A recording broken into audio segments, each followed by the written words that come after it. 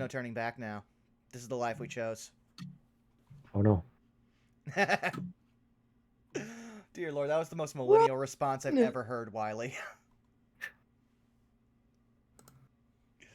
Just run, it'll be easier that way. That's what people keep telling me. Yeah, people keep telling me it'll all get better. It's not getting better. It's getting worse. But that's what D&D is for. And thus we are here. Yay! Hey, everybody. Yes. Yeah. Yeah. Nothing can go wrong. Oh no, it all went wrong. Well, then do what I always do. Blame the bard and or sorcerer. MCR's I'm not okay intensifies. I know I like to blame the sorcerer every other Tuesday. I hate to be the bearer of bad news. The bard isn't here right now. Oh, true. For those who are just catching up with us, despite having this lovely new title screen that we have, courtesy of Caitlin C37, Spoiled Chestnut, aka Krista, aka Belky, is currently out visiting friends and looking at property, so we're giving them the week off, so please, let them enjoy their rest, and enjoy the rest of us while we kind of still make things harder for them when they come back. Somebody hand this some bitch a beer already, huh? And thank you for reminding me that I have alerts still on, Wiley. Okay, there we go. Absolutely intentional. Yeah, no. I need to figure out if audio is coming through. Because I don't think I hear you. Really? You don't hear this? You don't hear this? No. I hear you. I don't know if I don't. I'm trying to see if I hear the actual stream. Stream's fine. Oh, it is? Phew. Oh, alright. And it is me! That was one anxiety attack that came and ended in the flash of a second. I'm sorry. This is why I always keep my anxiety meds within hand's reach. Hey, Kev, how's it going? Oh. But yeah, anything fun going on with anyone else while we vamp for the beginning? We survived Baba La Saga. Yeah. Missed the Pride Parade today. Aw. Less yay. Baba was a good fight. Oh yeah. I was part of what was honestly an unnecessarily harsh beatdown. Mostly because I didn't realize the boss was technically a handicapped invalid. Oh, you had fun. Well, yeah, no. No one told us that one of the main mini-bosses in all of Tomb of Annihilation is afflicted with the death curse, so the longer it takes you to get to him, the less HP he actually has. So you're telling me that you could literally pull a Metal Gear Solid 3 and just have him die from waiting too long? Yes! You need to understand, we didn't get to him for about 3 to 6 months in-game. He had, I want to say, about as many hit points as Dare does right now. And we were level 7 spellcasters. There's so much funniness. Yeah, no, he didn't survive 2 turns and didn't get to cast a single spell. His Royal Guard lasted longer than him. The ads that are CR, I want to say 4, lasted longer than him. For those who want to see the fight and all of that, like, hilarity, go watch Cholt the Personality on Tuesdays. The VOD is up over on YouTube. Disregard that roll. It didn't show any roll. What roll?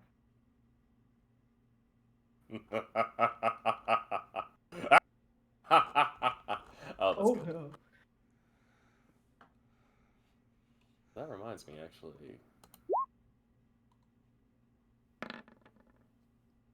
Oh, beans. I blew my decent luck.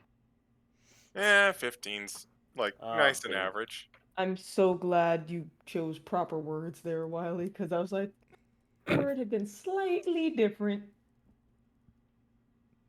Wiley doesn't have the ability to be intentionally malicious.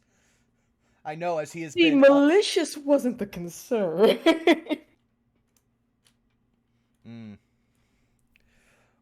Well, are we ready to start going around the horn? I think so. All right, then we'll Indeed. start with you, CG. Let's go. Hello, I am the CG. You can find me nowhere because I don't much care for social media, but you can find me every other Tuesday over on Farting Tart's channel for the Curse of Strahd. As previously mentioned, our party just went through Baba Lai Saga, and it was terrifying. Finger of Death was used. You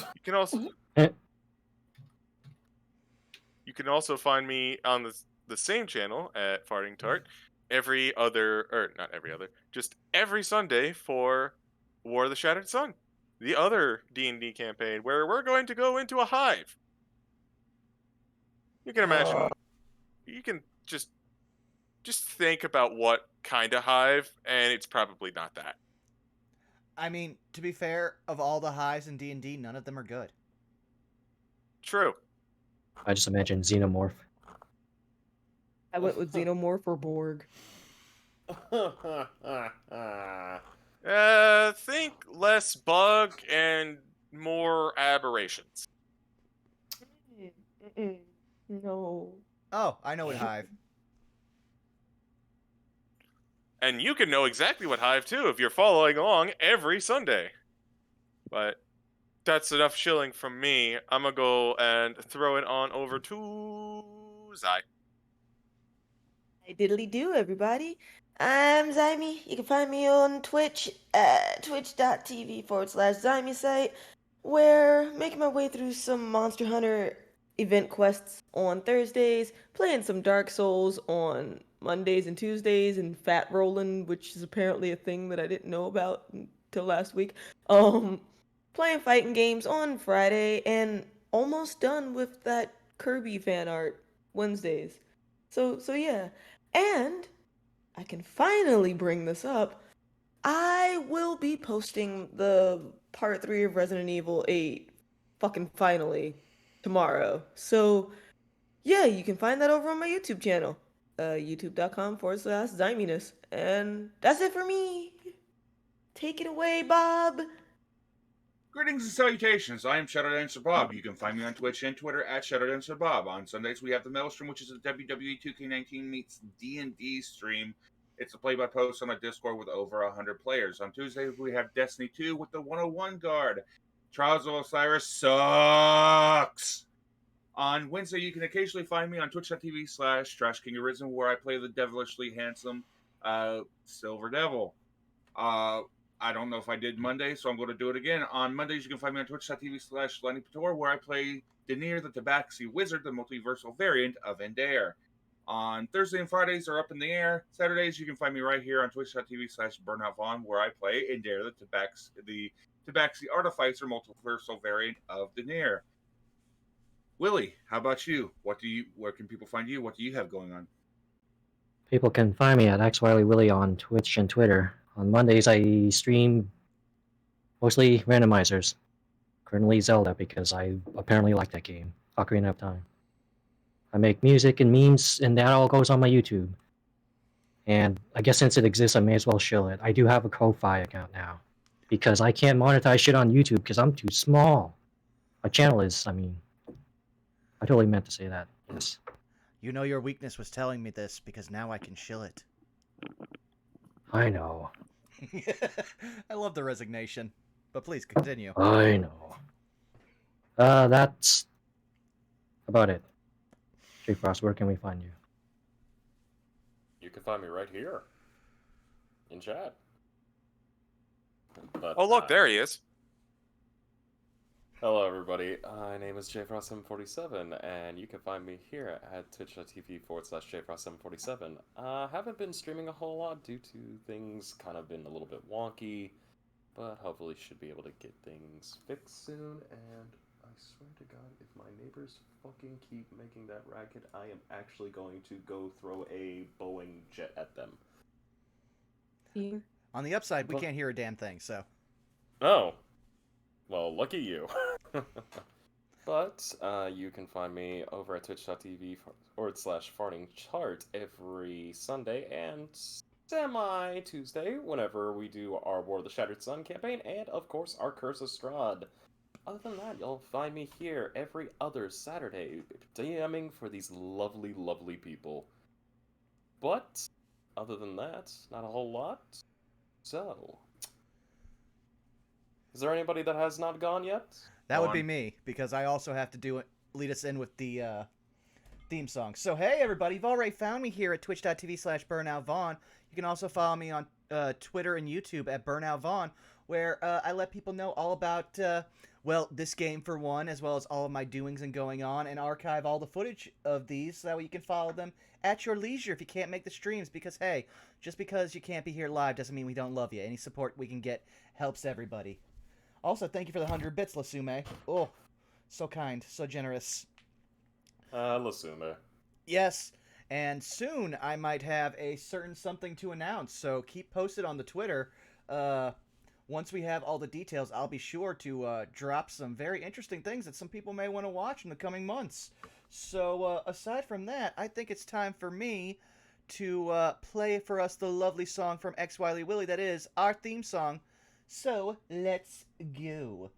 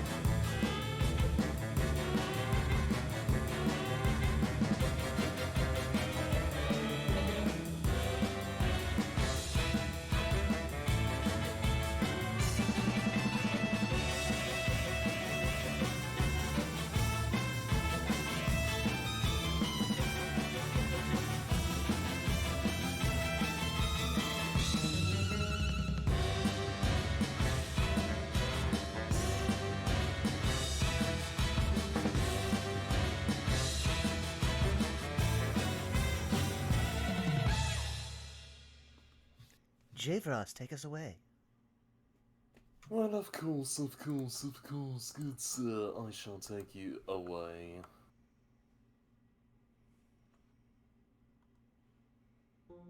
Last time on Saved by the Spell, our glorious party managed to, well, finish off a hectic day, get into contact, act with each other, hang out, get some good food, and of course, preparations are being underway for the upcoming festival, as well as, hopefully, a normal day at school. Thanks to some members of the party managing to come up with some pretty good ideas and make some serious baller money and bank, they should be well off. Practices are in place for the upcoming festival. Oh, and of course, a little bit of hijinks. But nothing too crazy. And with that, we shall begin. With the sun rising, the birds chirping, the bees buzzing, and Daedalus currently dealing with a friendly note given to him this morning. Speaking of which, Daedalus! The scene cuts to you, and the aftermath of you receiving that letter. How you doing, buddy? Well, like I said, Daedalus, immediately after reading the letter, watching the owl, fly off, has pinned it to his conspiracy board. It's already tied some red string. And now he is just staring at it, thinking, what could this mean? What do you mean? Yes, because, in all honesty, this is a very threatening note. And it's signed with a talon! But what could it mean? Yes, but until proct otherwise, he's going to be staring at this in his mind palace.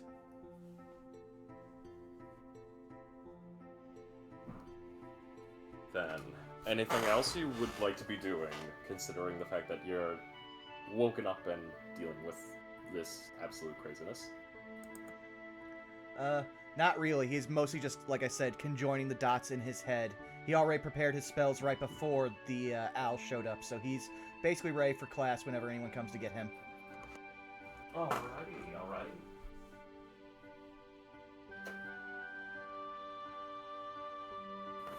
If that is it, let's cut over to your sister. Iapetus. Morning. How you feeling? Tired, but I guess that makes sense given that she doesn't really sleep. Iapetus is alright. She's probably gonna check the time, see when her first class is for the day. Glances over towards the window, just, with all the hootenanny and owls that have been afoot, see if there are any messages. Oh, go ahead. Oh, no, by all means. So you're Um, getting up, you're just getting yourself prepped for the day. Yeah, she specifically wants to see if she has any classes that start before 7 a.m. If not, she knows she has to head on over to the cafe around 7 for her first shift. You look at your schedule and you see that classes for you don't begin until at least 12 o'clock. So you're Nice. good. Everybody's Oh. got a nice bit of morning breakfast already prepared. I Fact- guess. Oh, go ahead. Breakfast today is pancake day. Ooh. I guess then she'll knock over if she hears rustling and bustling about over in Daedalus's room. She'll probably just knock just to say good morning on the shared door, before heading down to grab breakfast. Basically to see if he wants her to bring some back for him or if he's gonna come along. Daedalus immediately Alrighty. just opens the door like a half crack. Just be like, so, remember when you said we should trust the owls? Yeah. Immediately What's throws up, door man? open, pulls her in. I. Just starts Okay. wildly pointing at the note. It is. Oh. It is too early in the morning for this. She did. What am I looking at? What, Lucy? What am I looking at right now? So I took your advice, I did not attack the owl on sight, and this is what it gave me. Okay. I guess she will read the note. What does the note say? Well, what does the note say, my dear good sir? I believe it says, you know too much, stop digging, and then it is signed with a Talon mark. You know too much. Stop digging. You're in too deep. We know you know. Talon. Oh. You're in too deep. We know you know. Okay. Huh. You're in too deep. We know you know. Is that like chicken scratch at the bottom? That is a Talon mark. Okay. And? Yeah, no, then it just, flew away. So, an owl delivered a message from someone that we don't know the source of. It flew away peacefully without doing any harm to you. And you still think it's the owl that did it. It is signed by a properly bifurcated Talon, and also it is rather menacing. You always give a threat first, then you follow up on it. But, bro, to be fair, have any of the owls we've encountered thus far, even the ones that you mind-slivered, seem like they had enough acumen to come up with a plan and try to attack you? Surely the bigger picture would be someone else behind the scenes. They're just the messengers. So far, I've not allowed an owl any chance to attack me. Right, but you did say that the one from yesterday didn't, right? Now, this is the one from today, and I was prepared to attack. I think he knew I was prepared to attack, so he didn't attack. I have a preemptive Absence of defense. evidence isn't the evidence of absence, though, dear Lucy. Yes, that's why we hypothesize. That's why we test. And right now, I'm holding a threat. All right, so here's what I will agree with you on. You are holding a threat, but we cannot say with any affirmation whether or not the threat came from the owl who dropped off the message directly or the person who sent it. And I think it'll probably help us out if we focus on trying to figure out who's been the one sending it. Or, for all we know, this could be spam. J. Frost, are there any other markings on that note that might make it seem kind of like a modern-day phishing scam? No other markings currently exist on that piece of paper. One sec. Dallas immediately just adjusts his glasses, detect magic. Just a piece of paper, my guy. Well, it's not magical, so luckily there's no threat of it exploding. Or any hidden messages. Or there's a lot of things you can do with script. I mean, I just created a spell that can deal with script. My point is that... That is true.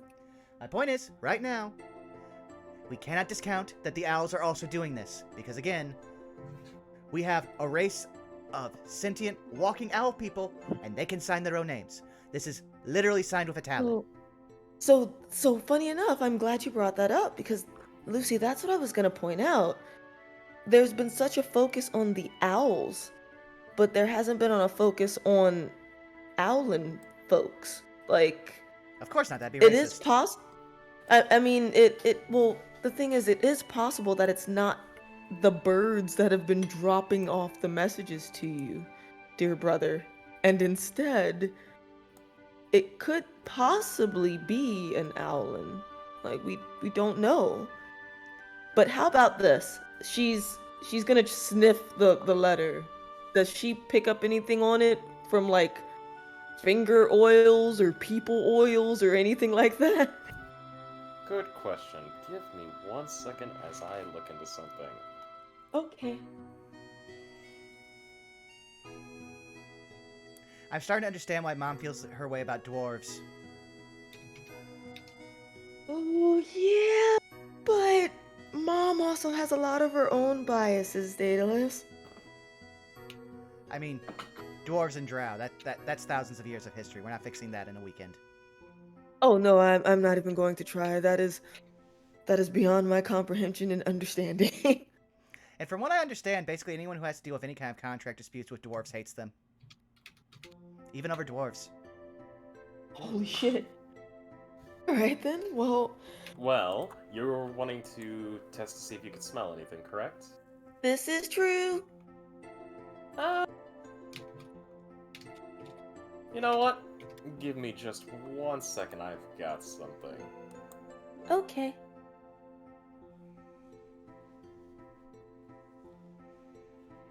Please, if you could, Iapetus, roll me a perception. Hey, just to make sure, do you want me to do that with advantage because of the smell or normal?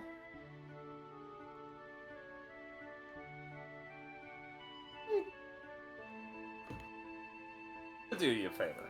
I'm gonna do you a real big favor. Give me 1 second, because I've got something here for you. Yeah, got me.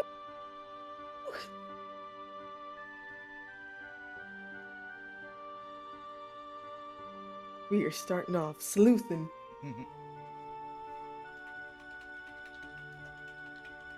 All those years of forensics classes. Good. Heads or tails, Zai? Tails.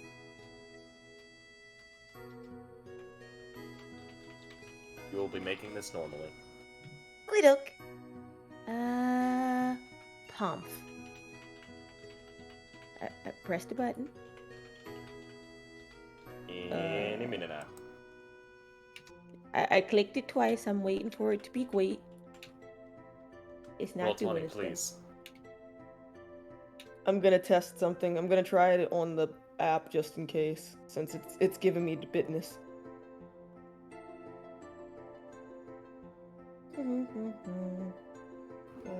There we go.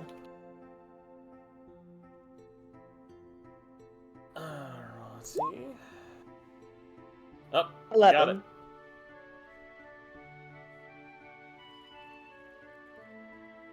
At least Really I aren't think it's an able- 11. You did. It was an 11. Okay. Can't really get anything off of it. The closest you can get is something a little, maybe, sweet? But, you know, that could be a number of things. That's something a little what? A little sweet. But Got that could be a you. number of things. Okay. Sweet smell on the letter. Well, didn't get anything from that. Sorry, Lucy. I gave it a whiff, but I just smell sweet stuff. Maybe something sugary. It's kind of hard to tell. Delos A lot immediately of sweet takes stuff the letter back, sometimes. pins it to his board, then takes out a new piece of paper, writes down "sweet?" ?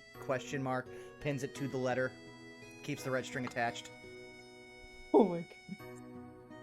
Okay, well, it is way too early in the morning for us to do any sleuthing right now on an empty stomach. I heard today might be pancake day. You want to go grab some breakfast? Yes. Maybe catch up with the others? Though I'm going to be careful what I eat. There might be a chance of poison now.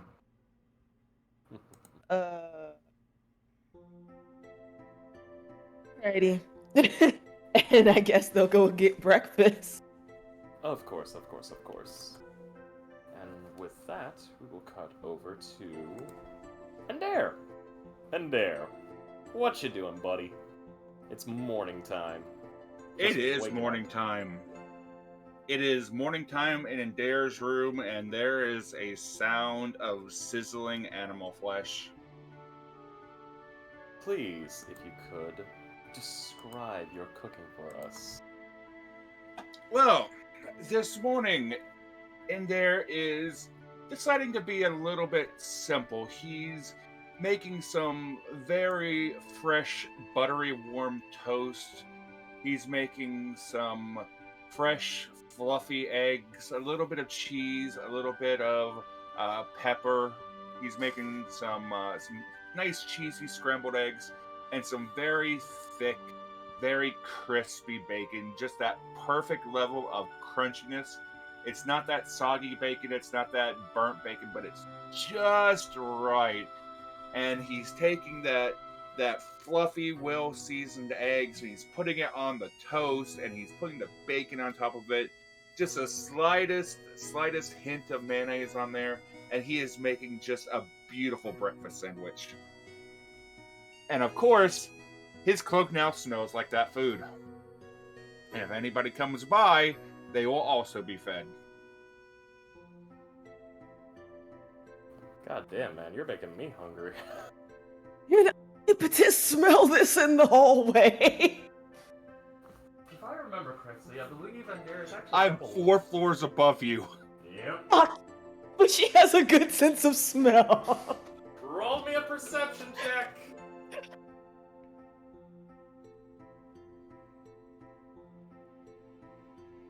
Roll 20 is being cruel on desktop, so I'm gonna keep using it this way. Gonna have to figure out what the hell's going... Oh!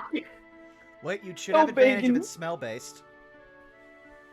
Oh, fair. Okay then. Do.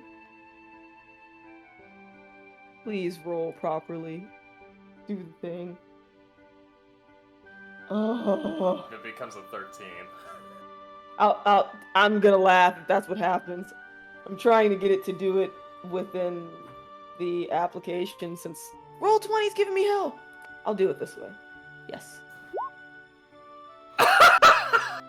That's a 15. But there's 13 on the other side! He fucking hates me. Can you tell? Oh my god! Oh. The numerical idiot in me is actually quite happy looking at this, so you know what? Yeah, you can smell something cooking. It's coming from above you guys.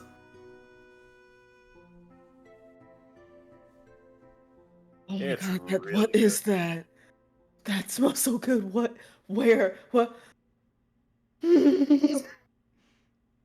What? What is it? There is something really good. It smells savory as hell. And kind of like when we grab the occasional game back at home and it gets like cooked up, I can kind of smell some sort of meat. Wait a second. Oh, I know who that probably is, but screw it. We'll find out later. All right. It smells so good.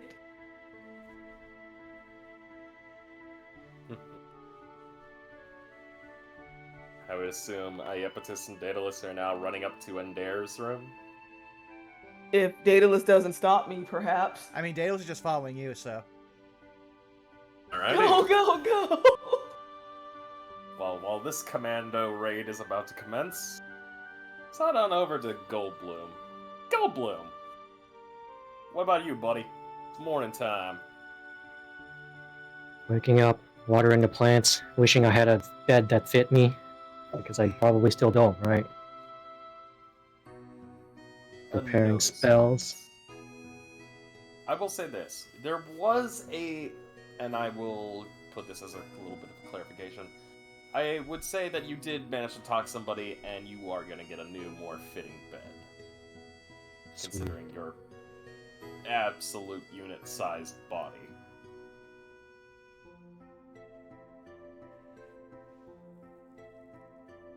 After watering his plants and preparing his spells, he would head out and try to find his usual group. Alrighty. If that is the case, I would say make me I wouldn't say survival, but roll me. I would like survival. I'm fine with survival. Okay, you want to go survivalist? Please roll me a survival. Trying to find your people. Become the predator. 17. Easily enough for you. You think about it and you're like, okay, so if they're gonna be anywhere. And then you decide, oh, wait a minute. Let me hit by the stairs, because eventually I'll be able to catch one of them. And it's from there you see Iapetus running up those stairs. Go on. Goldblum will. Mr. X slowly follow. At which point, Daedalus will catch up with you. Oh, hello, Goldblum. So I was threatened by an owl.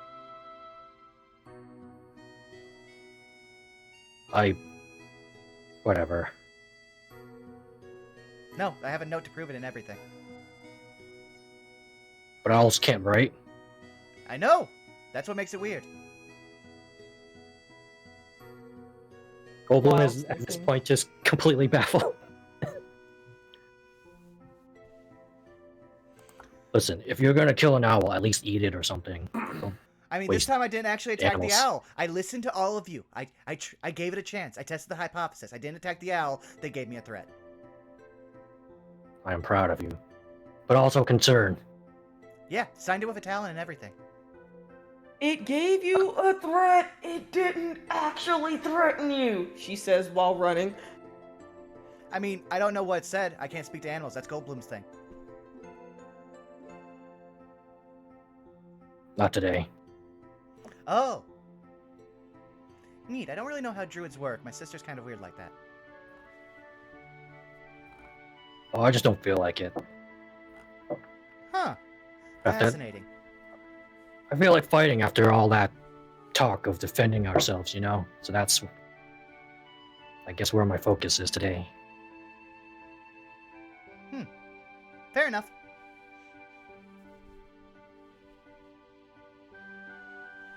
Alrighty. Getting closer. Last I know one. we're getting closer. And last but not least, Salus. Morning time. What you doing? Salas has been up for a couple hours at this point, even though he really wished he could go back to bed.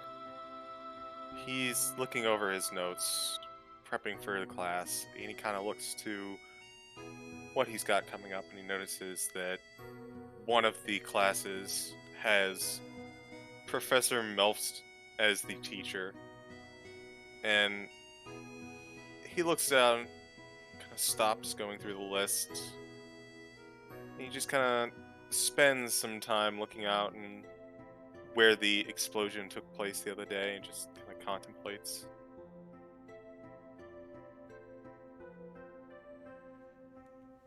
He stays in his room. Oh, you're staying in your room? Yep. Alright. Staying in your room. I will not force you. Alrighty. We cut now to the group, minus Salis, heading over to Endair's room, where the smell of food is definitely a lot stronger on this floor. And in fact, you see a couple students actually looking between each other going, should we knock?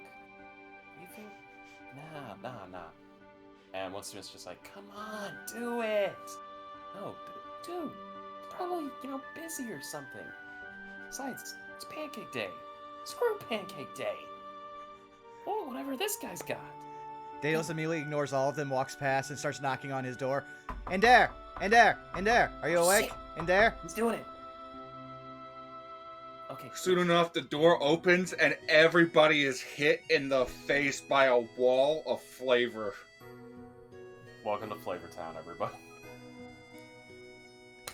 Hello, Endair. You been cooking? Yes, I have been. Endair has a sandwich in his hand. I knew it was you. I smelled this 3 floors down in there. She did.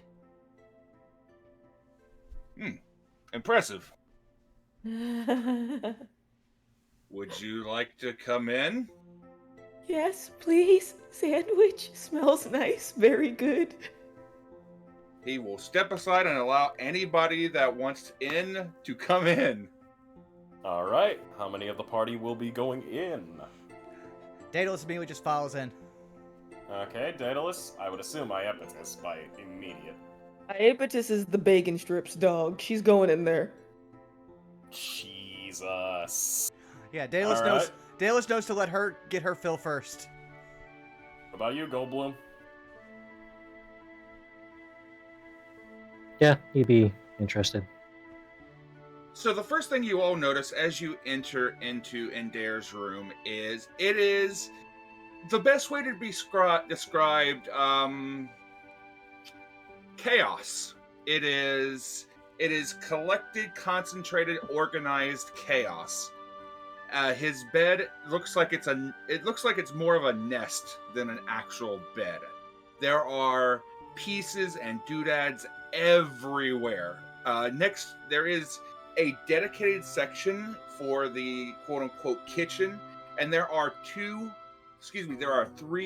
very large chests inside of it. One of them is, in fact, open right now, and you notice that there is cheese, eggs, milk, bread, so on and so forth inside of one of those open chests. Along the back of Endair, he does not have his straw on right now, but along his back, just above his tail, you'll all notice that there are 4 different sacks tied to his belt. And as he walks over and starts cooking again, he reaches into the 3rd chest, opens it up. There is a lot of various kinds of meat in this chest. There is a lot of fresh-looking fish. There is a lot of very thick cuts of pork belly. There is lots of beef, pork, a little bit of chicken.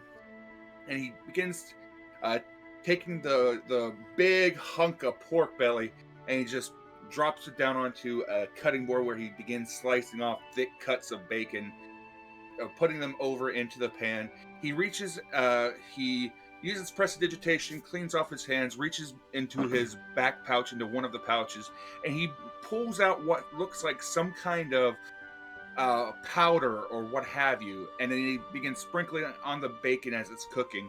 He has another pan with some fresh toast, reaches into the second chest, pulls out butter. It looks like a lot of his supplies, his cooking supplies, are in these various chests.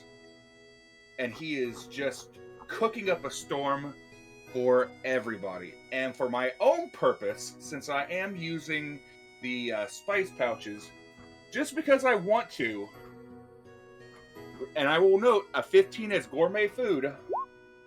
That is a 26 for today's breakfast for everybody. Alrighty. And he is making a show of it. He's taking the moment to actually perform and make an entertaining show for his friends while he's cooking. He's tossing up toast in the air. He's, doing this and that. He is putting up as much dramatic flair as he can while he's doing this cooking. Alrighty. You guys are getting a little bit of this, a little bit of that. You're getting the whole grand pizzazz with jazz hands being thrown in, or jazz paws more specifically. Huh. Neat. Honestly, this showing is just mwah, mwah, magnifico. Magnifico. My goodness, Indare, I swear you have a gift. You need any help? Oh no, I've got all of this. Any specific food preferences or any kind of allergies that I need to know about? No. Oh no, I'm all good. I probably could eat a horse, although I shouldn't. Daelus's eyes go slightly wide behind his glasses, like side-eyeing Iapetus, like, please don't. Goldblum is looking over, imagining that process. What? I That's said a I lot of wouldn't. food. I mean, I wouldn't eat it by myself. So what Indare does is he's on a nearby table. There's various trinkets and baubles. There looks like there's a plate that's been half painted to look like a treasure map. There's a cup, a mug that is rapidly shifting its form from one form to another, almost uncontrollably and almost chaotic in nature. There's this weird kettle-looking device that looks like it's half made, but it's not quite there yet. There are jugs. Jugs along the walls. There's bottles, so on and so forth. But he walks over to a table. He brushes everything off to the side, and he sets down 3 large plates. A literal mountain of bacon. At least a half a loaf, at least a loaf of bread, which has all been toasted and buttered and seasoned, and a massive skillet of eggs for everybody to serve themselves as they see fit.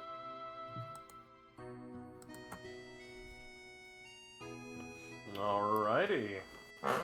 So y'all want to dig in? Yes. And, well, Daedalus just starts taking all of it, and he just kind of eats it. You notice he doesn't mix anything on his plate. He just eats the components as they are. Iapetus will wait until everyone has, like, their plate before she actually begins to eat. Does she just take the entire bacon plate? You will see her, like, eye it, and then, almost as if, like, something says, now, you know better. She will only take a few pieces. She'll look for, like, a napkin or something so that she doesn't just pick it up with her bare hands. She'll pick up a few pieces, put it on her plate, get her little helping of eggs, get her next little helping of what was made, and sit down and wait until everyone has their plate from her party, and then proceed to eat. Alright. Also, So after everybody- I was gonna say, after a few minutes, Daedalus just hands her a few strips of bacon.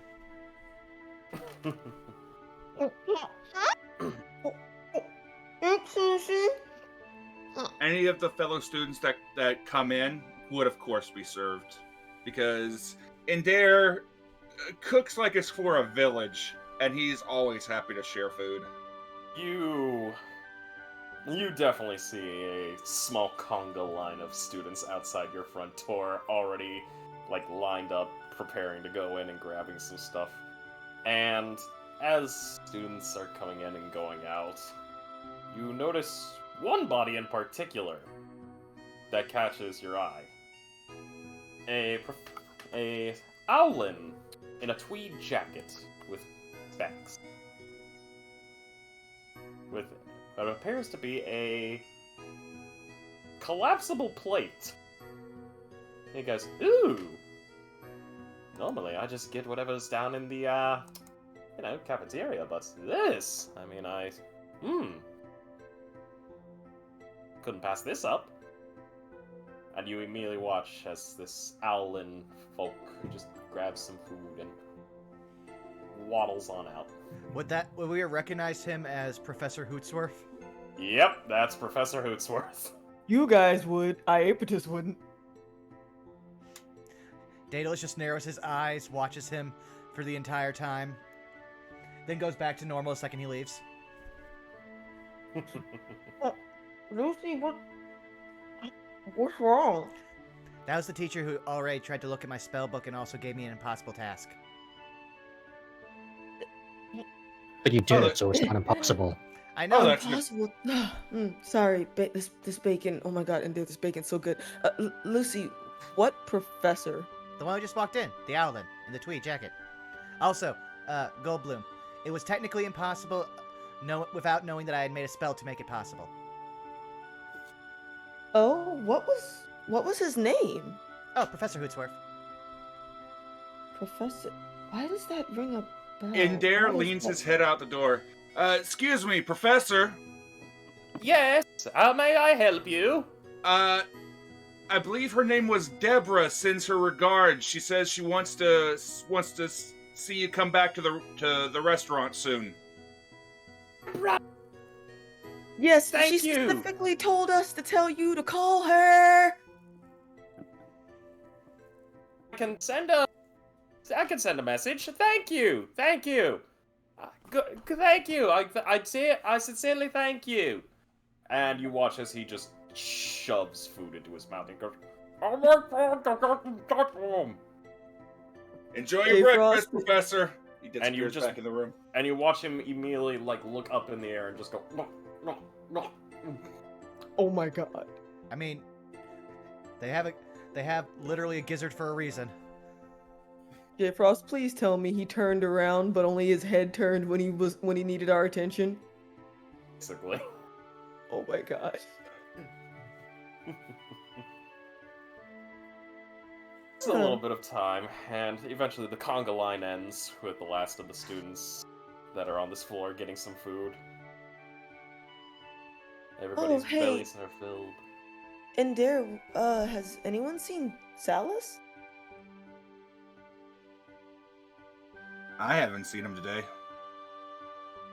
Oh, well, I mean, do you have any, like, reusable containers for food? I have a work shift later, but I could drop something off to him along my way.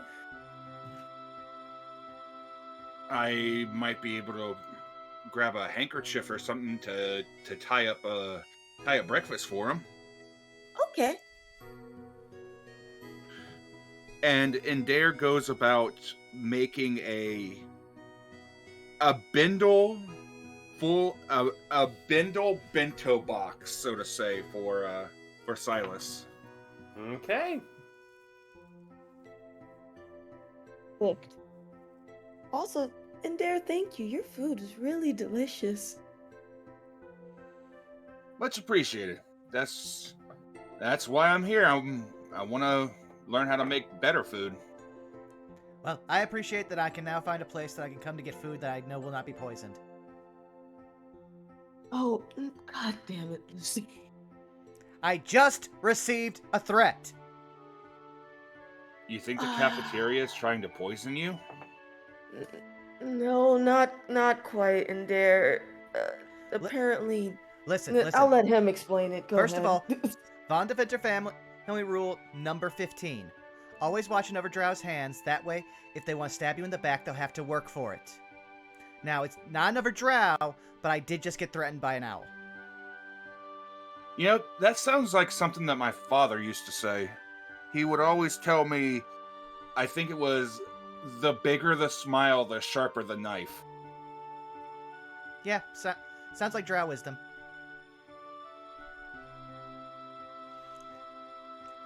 Oh, Speaking of which, I should Yeah. probably try to see about getting the details for that mining operation we talked about. Possible. I'm sure that our families would be very interesting to meet each other. But you were saying something about being poisoned? Oh, well, immediately after being threatened, you should always be on your most guard. Again, Von Defender family rule number 29. Always remember to duck. Death is usually comes at eye level. Though I'm paraphrasing a lot. and they're But basically. we have different eye levels. Daedalus got a message from an owl, and the letter itself, I will agree, it is a threat, but I don't think it came from the literal owl itself. So now he's concerned that he's going to be poisoned. It was signed with a talon. Yes, and what did we just talk about before we arrived here about different races of people that have talons? But owlin have hand-shaped talons. Owls have bifurcated talons. Yeah, but if Unless the he signed it person's with his smart enough to foot. write it, but if the person's smart enough to send an owl with the message, surely they could easily pick up an owl's talon and scratch it along the paper for them. I mean, if they can get an owl to I'll stand make it still look that like much, it. I'd be more scared of them than the owl. That's my point. Clearly, whoever it is on good terms with the owls. I mean, I don't know anyone who's on that good enough terms, even druids. I mean, we've only been here, what, a week and some change? We haven't met everybody. I mean, fair. Goldblum, could you convince an owl to stand completely still enough for you to dip its foot in ink and then stamp it? I could tomorrow. Wow. Truly, you are powerful. I have a idea. What if it was a familiar? Familiar with what? You know how Rosie has that pigeon, right? Yeah. What if it was a mage's familiar? Like a wizard's familiar? Well, Like a then- friend. That would explain how, how somebody could talk an owl into letting them put their claw or whatever into ink and then put it on paper. Well, then why wouldn't they just sign it themselves? I don't know. Then the secret wouldn't be a secret. But then you could just keep it a secret by not signing it at all. Would that be rude? I mean, they're already What the- threatening me. I mean, what was the threat? Do you remember, Lucy? This is why we need to write things down. Don't worry, I got you. I believe it was, you're in too deep. We know you know. And then there was a talon mark.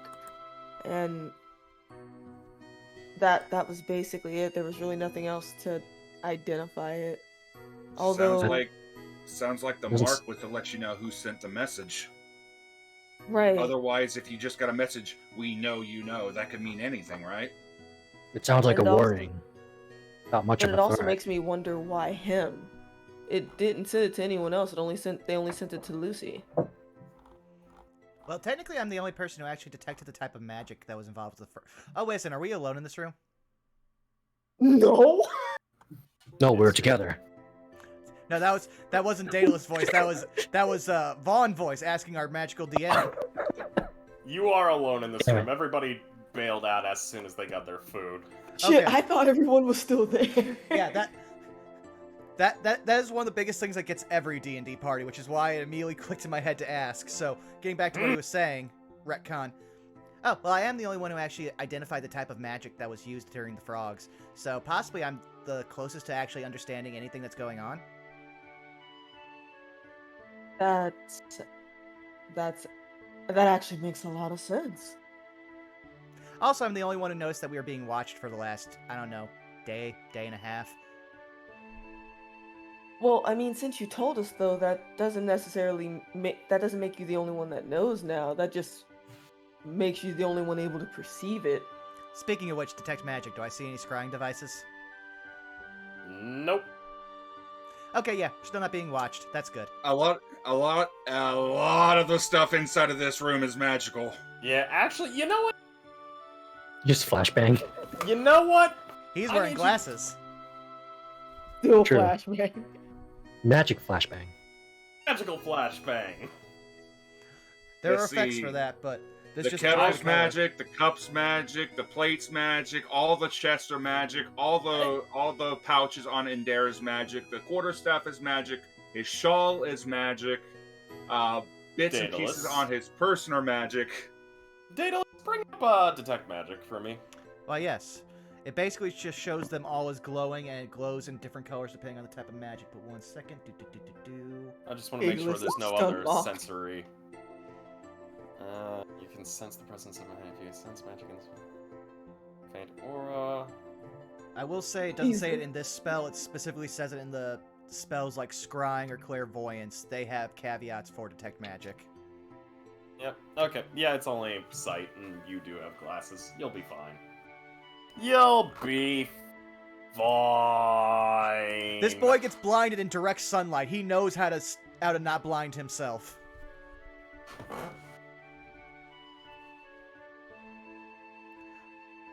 But yeah, I'm going to need to keep remembering to do that periodically because, I mean, we were being scryed on from 2 separate sources, both of which severed immediately after they noticed I was noticing them. Huh. They also would have known Just- that you. They also would have known that you teleported to Sloppy Oges because you teleported before I noticed them. Okay. I mean, they saw Be me fair. take a ticket out.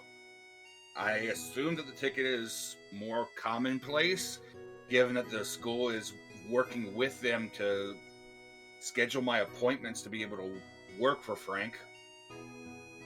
I'm just saying that they. Oh, I'm you just got a warning job you. there? Yeah. Nice. I'm just warning you. I mean, most people want to know when their movements are being recorded by anyone. I mean, I don't exactly have anything to hide. He slowly pushes a pipe out of view. Oh no, you didn't. You don't have anything to hide, but you did witness something someone might want to have silenced, like Naylock. I mean, he walks around the campus all the time. Floats.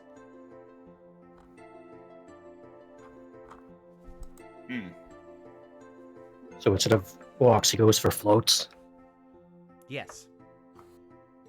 Actually, I don't know if he even has feet. Very long robe. With the piece of bacon, like, half sticking out of Impetus's mouth, you're gonna hear, oh shit, looks at her wrist. What time is it, J-Frost? It's been a good amount of time. In fact, you look at your wrist sundial, and Beans. you've got 10 minutes to get to your job. Shit. Guys, sorry, gotta go. Shift, Fire Jolt Cafe, gonna be late. Off feck, all beans. And dear, thank you so much. Oh fuck, I got 10 minutes. Thank you so much. I'm gonna go drop off this food. And Lucy, stay out of trouble. And like she's gone. Alright. You just blast on out of there. Daedalus just turns to Indare. Trouble is subjective. Yeah, I suppose so. He picks up takes another bite of a sandwich. Man, I hope the founders really like this food. The what? The founders. What did they find? They ahead. made they made the school, Goldblum. Yes, but what did they find? No. And Daedalus just quickly, just since I'm imagining you're sitting down, Wiley. Yeah. Daedalus just immediately just stabs a finger up to your lips, just shh. As in the founders of the academy, the five dragons, the founding dragons, those founders. Yep. And why would they be eating your food? Just curious. Well, I'm hoping they're going to try my food. I'm going to be making a dish for each one of them. I would like to be present for that. You know, I kind of have an idea. You do want to help me for the festival? If the founders will be there, yes. I need to show them what I can do. I need to show them my spells. I need to show them my.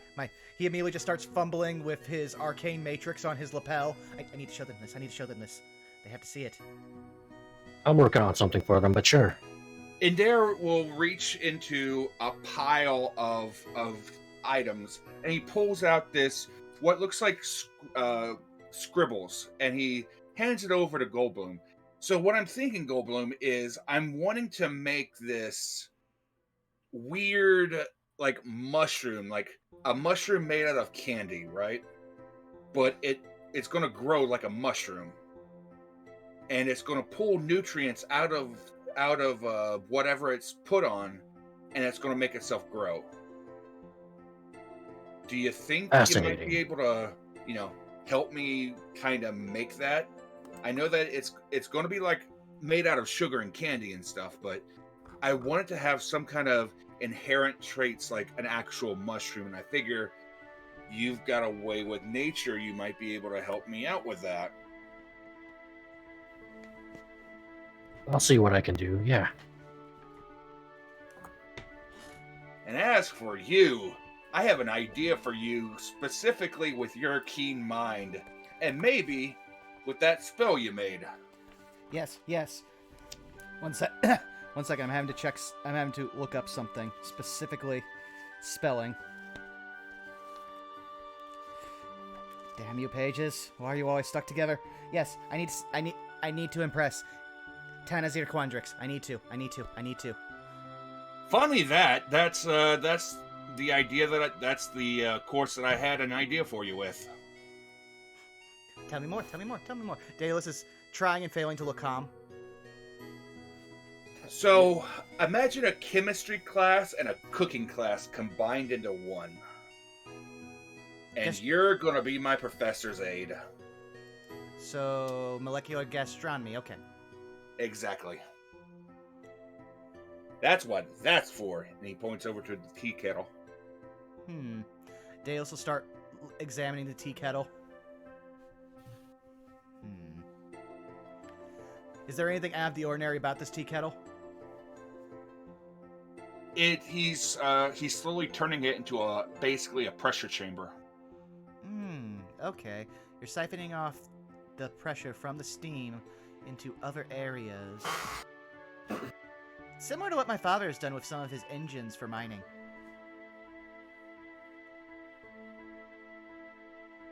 I figure that I can make a couple of really interesting sauces with it. Well, I'm not a chef, but if we could figure out the ingredients, their makeup, everything else, I could start doing equations. I would also need specs for any other machines you're going to be using, as well as probably time to prepare some spells scrolls, because Belky also wanted my help. And so I'm going to have not that many spell slots. Okay, Daedalus is now just doing an inventory in his head, mumbling to himself, like Midoriya style from My Hero. Indare will provide what information he can about the menu, what it's going to be, and his plans for the festival. And it's happening next week. Daedalus looked like he was going to be apprehensive for half a second, then just started doing math in his head. there's like one frame of him concerned, and then immediately back to computations. Yeah, exactly. You have basically found Daedalus's element.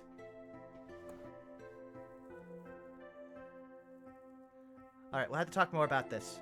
Also, I need to go check on either if I have a class or if we're going to be meeting with clubs. Because I actually found a club. Very interesting. They're so far the only people that trust me that the owls are not what they seem around here, so I should probably talk to them. Really? Which club is that? Oh, the Eldritch Research Society. I will keep that in mind. Yes. I need to look into clubs. Yeah, one of the person who invited me was actually a lovely dog person. Ah. Interesting. Yes, I believe her name was Sedna. Correct. But yeah, so J-Frost, above game. Do I have any classes that I should be getting to, or would the clubs be active? All I have is a flyer to go off of, and a syllabus. I will say this, and I will make sure to put this in my notes and also hand this off to you. As far as clubs, your club does not meet for a couple of days.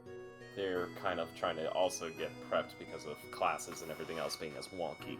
As far as classes are concerned, your classes will be beginning around afternoon time. Okay. Well, then I'll probably go to the Biblioplex. I have to look up stuff about sauces and foods. Okay. And then I'll have to probably also look up stuff about music. Music was never my thing. Oh well. Research! Goldblum, would you like to come? Sure, I like music. Alright, let's go! And so heading As to the soon as they leave, Adair puts a pipe in his mouth and he goes back to working. Alrighty. Now we will cut over to Salus's room. Salus, you're gonna knock on the door. It's Iapetus, and they're dropping some food off to you. And they basically said, hey, thought you'd be hungry, have to work at the Fire Jolt Cafe, but come over if you have time. Thank you, Iapetus. I'll see if I can squeeze some time in today. And he just kind of rubs his eyes a little bit. Hey, you okay? I didn't sleep too well last night. Yesterday was a lot. I can agree there. Shit, I wish I had more time, but I probably have like 5 minutes to get to work, but seriously, if you need to talk, I don't have class until noon, so gonna go work my shift, and if you want, you can meet me there. You don't have to stew on that stuff alone.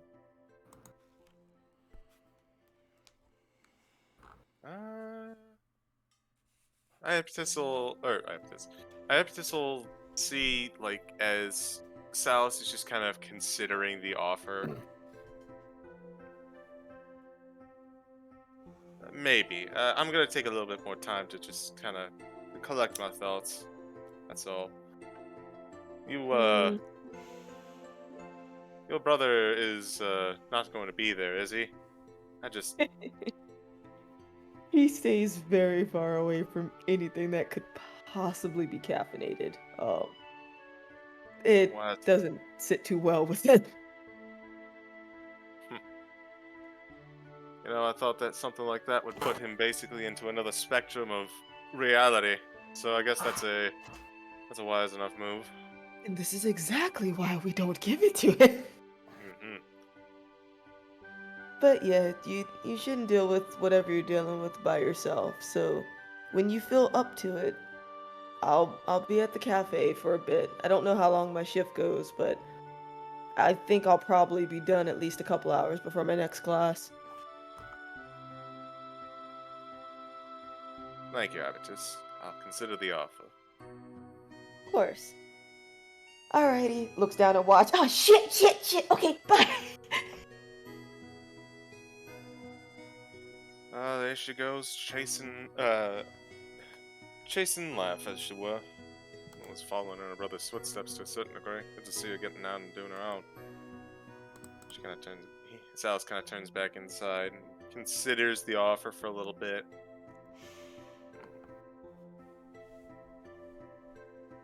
I think today, this morning, should be spent doing a little bit of research. I've got a class to prep for, after all. He's gonna come and go down to his little desk that he has in his room, and he's going to open up a book for the upcoming class, what is the upcoming class at noon? For your upcoming class at noon, it will be everybody. Introduction to Archaeomancy. It's a slight grin, but then it immediately disappears as he remembers the professor. He unpacks everything that was delivered to him. Damn it, Dave. Makes me wonder why you're even here at some point. Probably... you probably have quite the killing as a chef. Just any major city you want. He's gonna start digging in. As you begin to dig in, we will cut to Iapetus. Iapetus, you managed to get to your workplace. You're about 2 minutes behind, but your employer basically looks and they say, nothing, you're fine. And, of course, training day for you begins. You're initially, for the first 2 hours of your shift, run through, no problem. You're told how to basically make proper change, how to greet everyone, how to serve drinks correctly.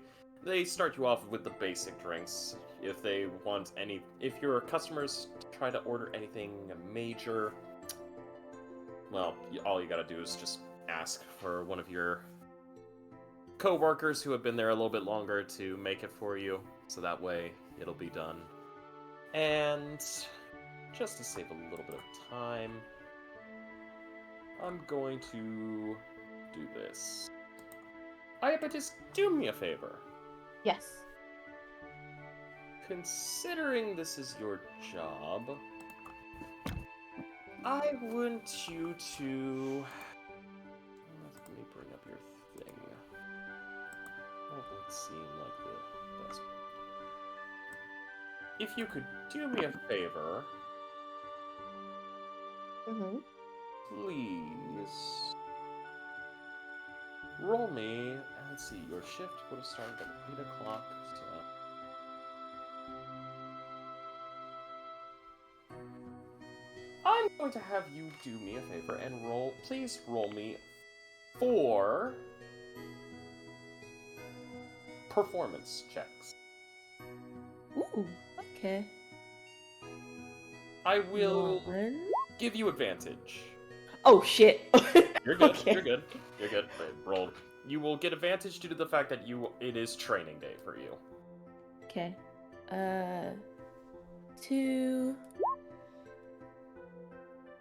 3, and 4. Shit. Well, most part.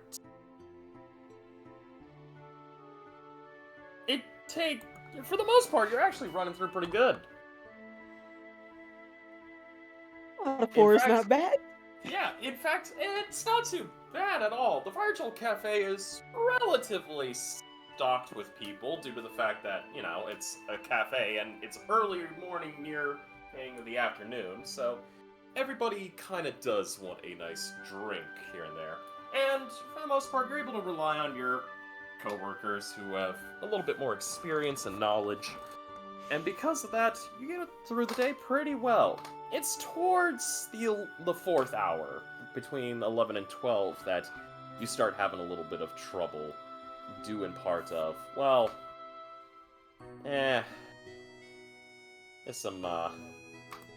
There's definitely a much bigger rush because now classes are about to begin. And there's some during her shift. heavy reliance on caffeine to stay awake. Lord. During her shift, she's going to try to make it a point to start associating faces with, like, drinks or regular orders. She knows she's not going to get it on the first day, but she's going to try. Of course. And with that being said and done, right as it nears about 11:45, your supervisor basically just comes up and says, "You did great work. I now understand that last half kind of got you tripped off, but believe me, I understand. So, we're going to let you be able to clock out.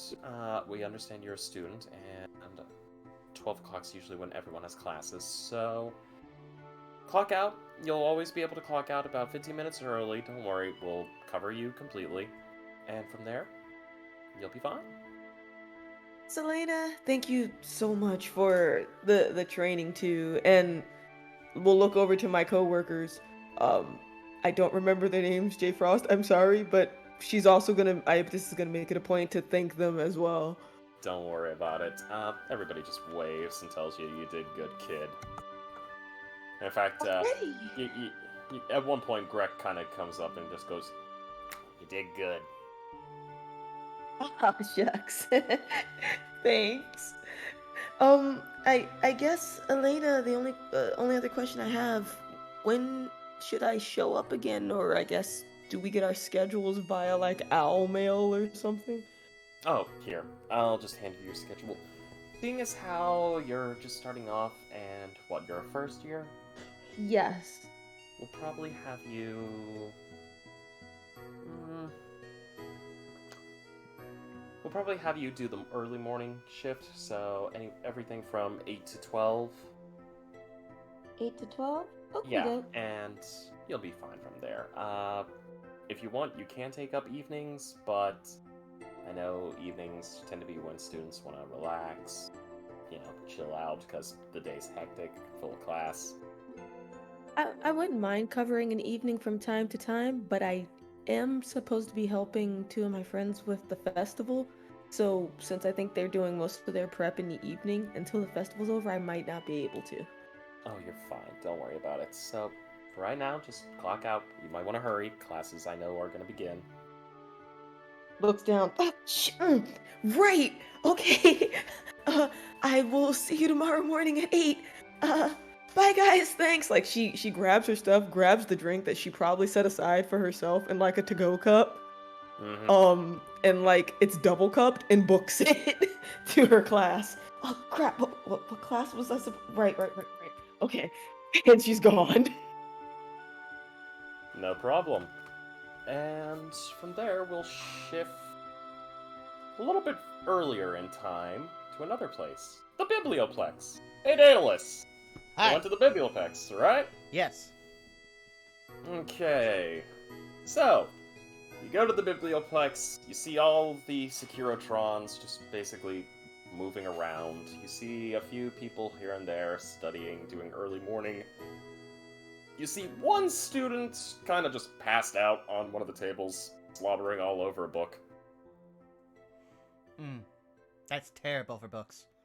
Either way, he'll, like, walk up and try to find either someone at the desk or one of the giant robots and start asking them about books. Alright. You go over and you inquire with one of the Securotrons, because, they're the ones roving around. And they're pretty much easier to get to. And I assume you are looking for books about cooking? Specifically, since Indare said he wants help with sauce, he's going to start with looking for sauces as well as chemical compositions of foods in general, specifically ingredients. Of course. And then he'll also be taking a look for books on stagecraft. Alrighty. As far as stagecraft goes, a couple of the big names that you're looking for were actually checked out by a gothic-looking chick who decided to take them because they needed that for, and quote, pizzazz for some upcoming festival. Damn it, that was exactly why I wanted them. But, as far as some of the other stuff, you find a couple basic chemistry books. In fact, you find one chemistry book labeled The Insane Art of Alchemaic Chemistry. I think Dad annotated one of these.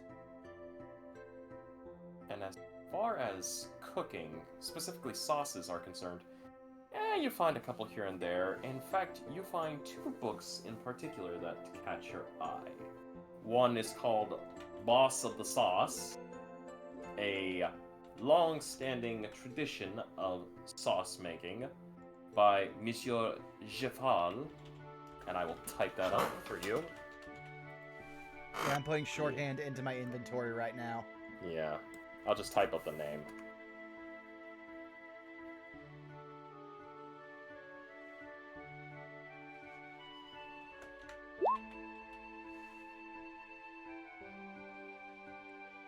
And what's the other one? Bismarck's Bechamel.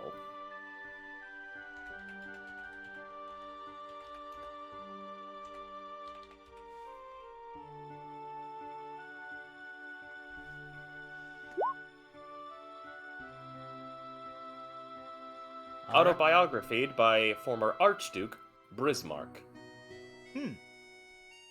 Interesting. Well, Dados will look at his time. How much time do I have before I need to get to class? This is early on in the day, so this is running congruous with your sister's day at work. Well, Goldblum, is there anything you need help finding? Not really, no. All right, then. Well, Dados will just start finding a place to sit down, reading through the book, and then he'll just out loud say things to Goldblum that he finds interesting. Okay. So let me do something here. Okie dokie. So you are going to be reading through all this, trying to study up as much as you can? Yep. Alrighty. I'm going to do something here. Because this is a newer art, you're not much of the cook variety. He's going to be increased just by 2.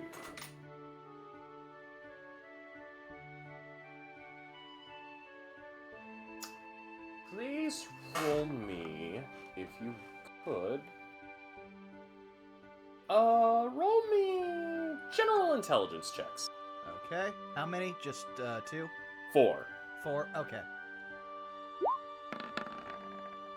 21. Okay. Nat 20. Okay. 13. And 12. Good news is, that natural 20 will overtake the third check. Groovy. To begin, you start off with the chemistry book. And basically, you run through it. It's not too hard. And in fact, you decide to go a little bit deeper into it by going to the more advanced sections of the book. By saying, yeah, I got this. Flip through, and surprisingly, you do. In fact, you're running off of a high right now just from how baseline chemistry works. My father's an artificer. Bingo. Yeah. You pick things up. And you're riding off of that high into the cookbooks. So, as far as Boss of the Sauce by Geval, you're basically running through it going, okay, chemical composition, formula equals this, compound mixture here. And as soon as you go to Bismarck's Bechamel, you're burnt out. You're feeling it. You're feeling just, I was about to say, you brain said it's an drain. autobiography, so I'm just assuming there's a lot more life info instead of sauce recipes. Yeah, something about a great war on a continent that's filled with nothing but pompous nobles, backstabbing. It's becoming quite mundane just reading it, and in fact, the If I only want- thing you I was about to say, even cared about. Let's say, like, if I wanted to hear about backstabbing nobles, I would just talk about the balls that my family throws. But eventually, you take a look up at the clock, and you see it's almost time for class. You check out your paperwork, and you notice you are scheduled for 12 o'clock. Introduction to Archaeomancy. Alright, Goldblum, it's time for class. What's yours? Introduction to Archaeomancy, I Oh! think. Oh yeah, we sit next to each other. Let's go. And we head off.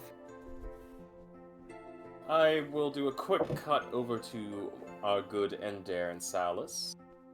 Gentlemen, what have you all been doing within the 4-hour time period? Just to be quick on it. Making stuff. Making stuff and things. Making stuff and things. Alright. And how about you, Salus? General research. Time to myself. Alright. So I would assume general studies. If you want, Salus, I'll let you roll... Oh! Yeah, it'll be general, so I'll say...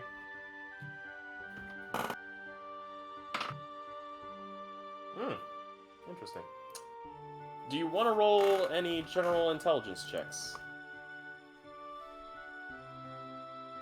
Sure, I guess. Alright. So, roll me 4 quick intelligence checks. 11, 16, 4, natural 1.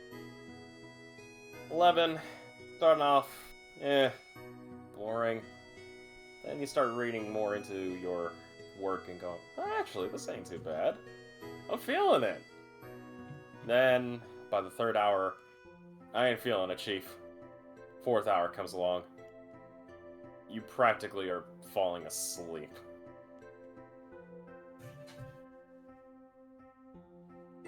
Yeah. It's all... This took a real 180. Well, he just kind of closes the book. I guess class is coming up. Better make my way over there. And with that, we will cut to a new map. I hope everyone enjoys it. Ah, okay. Well, I'm gonna put, because of course Daedalus is that type of guy. The exact opposite of me in school.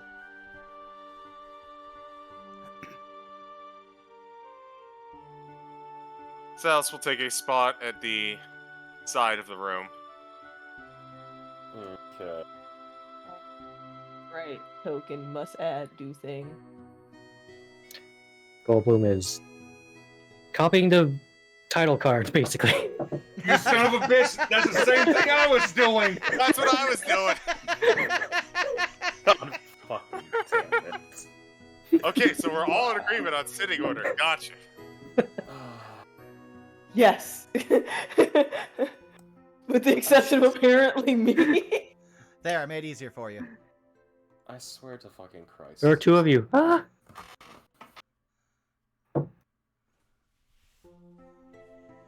I'm such a nerd because when you guys said you were copying the title card, my dumbass was looking at the blackboard like, wait, where is the students will be able to? I would start copying it down too.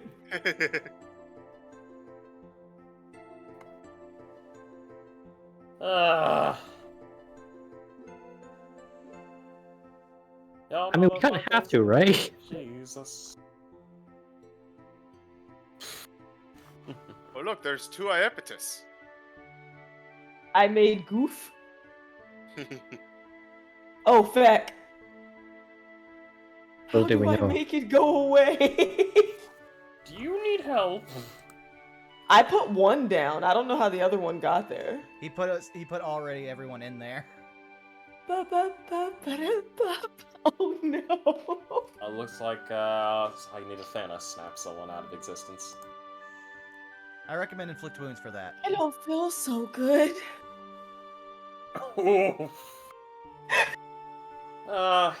as for the rest of your classmates, I'm not even putting their tokens in here because goddamn, I'm already annoyed with how long it took me to make this goddamn map. It's a beautiful map, though. Yeah, thank you. So, you all shuffle into class, and of course, you see your professor currently sitting at their desk. In fact, let me bring up them.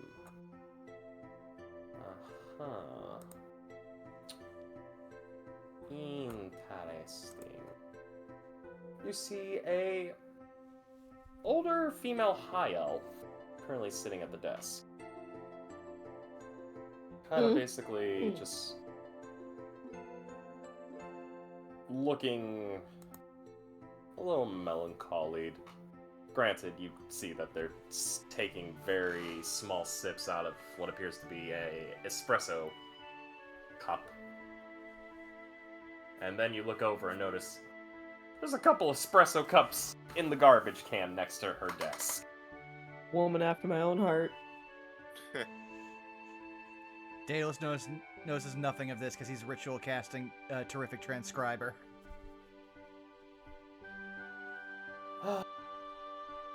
And as soon as the bell rings, you all hear your teacher speak up. Morning class or afternoon. My name is Leah Flametop. And she immediately begins to write up on the board. For those of you that do not know, I am a professor of the Lorehold College. I am a somewhat retired member of the Dragon's Guard. I am here to teach you all about the beginnings, the introductionary works of archaeomancy, which is, of course, the study of ancient history of magic.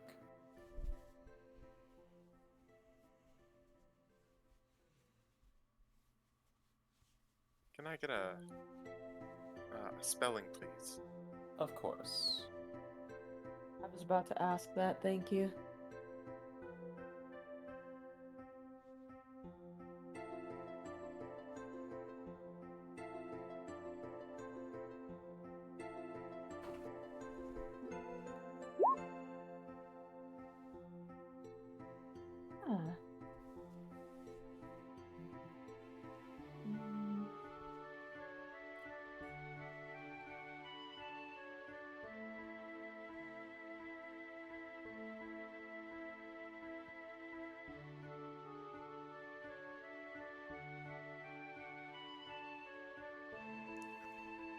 Alright, so is she saying anything new?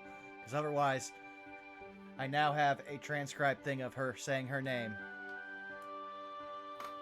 She goes down the list of what the class is going to entail for you all, which basically is the study of some of ancient magic's basic understanding with its histories, its practical usages, and kind of the long-standing knowledge and workings of some of ancient magic's most notable devices.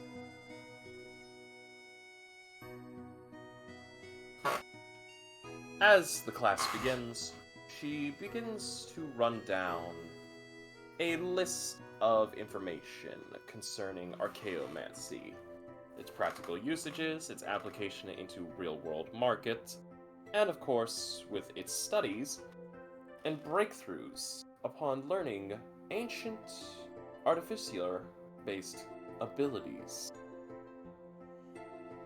Of course, One subject that is brought up is magical crossover, or the study of trying to bridge the gap between different arcana capabilities. And noting that while the field has been quite extensive and expanded upon, not many breakthroughs have managed to truly come across. Though, there is a high demand for it. Daedalus just looks smug. Like full Spy X Family Anya smug. For any... God damn it. This. He's literally wearing one such breakthrough on his lapel in this lady's class. Oh my god. Oh yeah, no, I have put this idea into several fan artists' head, I know. Well, I'm going to save you all a little bit of time because I'm not going to actually go through the actual study guide I wanted to give you guys. Because we don't. I don't want to bore you all, and more importantly, we don't have time. So, Aepatus internally cries. Salas is internally disheartened.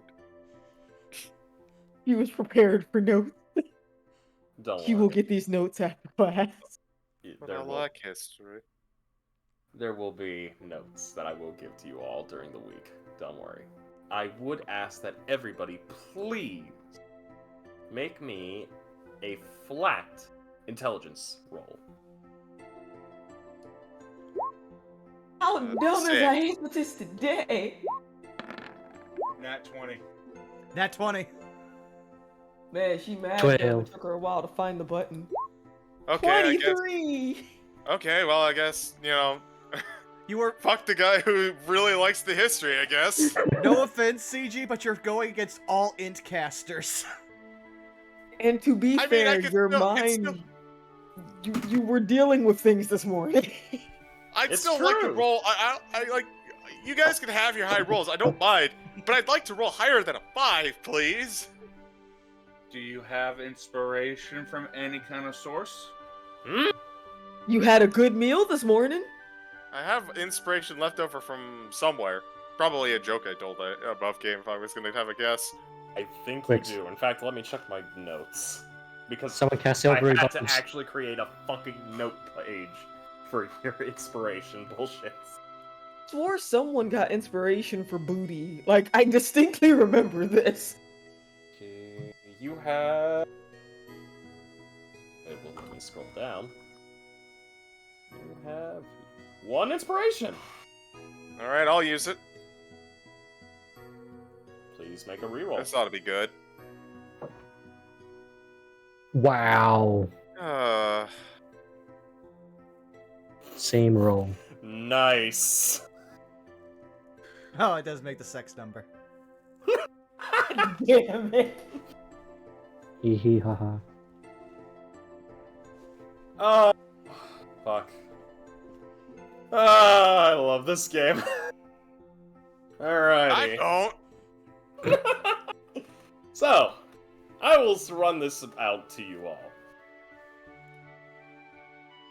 Salus, you're practically falling asleep because of that early pre-study, and in fact, at one point you managed to jolt yourself awake, only to just start drooping back into a bleary-eyed look. Goldblum. You're attentively taking notes. You're having to look over a couple of times at some of your fellow classmates just to see what they're writing down. Just go, okay, I'll write this down. Iapetus. You're keeping track. In fact, you're running pretty good, seeing as how you're feeling great after your shift. Sips caffeine vigorously. Daedalus and Endare. If the closest I could get in terms of imagery would be that one scene of SpongeBob and Patrick, with their eyes literally hitting the table where that one treasure map was. Like, that is basically both of you. Just, like, your eyes are practically, like, slapping onto that board. Just looking over it like searchlights. Well, like I said, Deos had no idea that other people had attempted stuff like this in the past. So he's just taking, like, every bit of information he already has. Because, like I said, his entire subclass is based around already having made one of these breakthroughs. It's alright. So, and in Dare, for you, it's just same way. You're keeping track of this. You're looking for ways that this could fit into your culinary arts, especially. I mean, with it makes history. sense given my subclass and what I'm going to create and the breakthrough I'm going to have.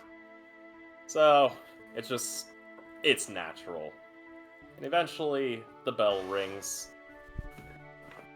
Your professor immediately goes, "Alright, class, that is today's lessons. We will be covering more tomorrow, and I will ensure that everyone gets proper note work in check." Now remember, there is going to be a multi-exam coming up. This will be covered more for those of you that are within the Arcanobotany class. For those that are not, you should have this within beginning computational magics. Before we leave from class, J. Frost, all of us saw in our syllabus who the professor was supposed to be, right? For this class? Mm-hmm. Yep. And Professor Melf. and there was never any direct mention that she was the professor that we lost when we were at the I guess, assembly the day before? There was a Okay. mention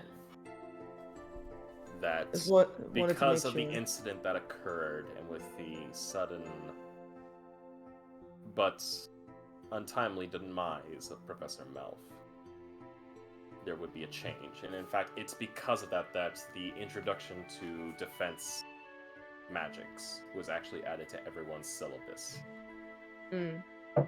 Okay. Otherwise, she was going to respectfully ask after class, like not hold the class up. She was just gonna ask the professor, but never mind. Of course. So, with that being said and done, I believe we will switch over to another class. So allow me to put you guys back on here while I prepare the next map.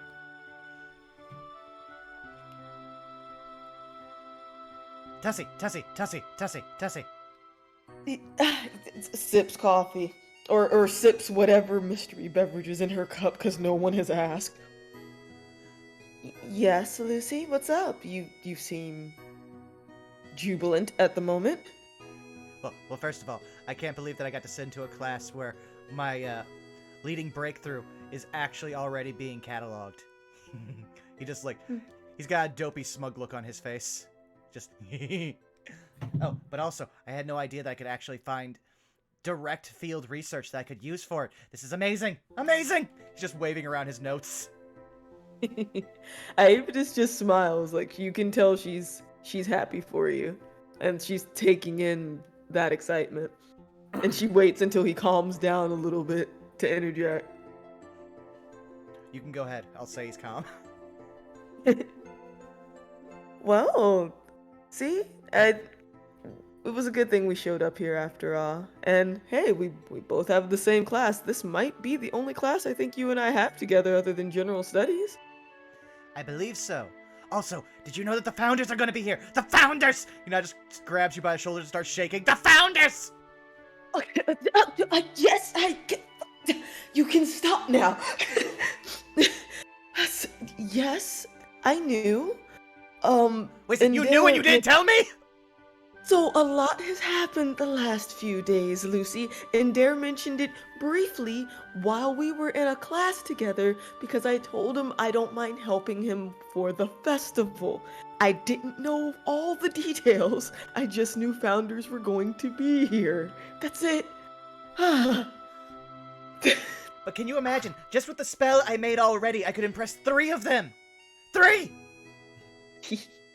Well, if you want, a certain somebody now has special access to the museum, so we might be able to occasionally stop by there and find more information for you regarding people who have already attempted this if you want further your research. At this point, Daedalus is now just like to the point that your heads and foreheads and noses are touching, just like again holding onto your shoulders.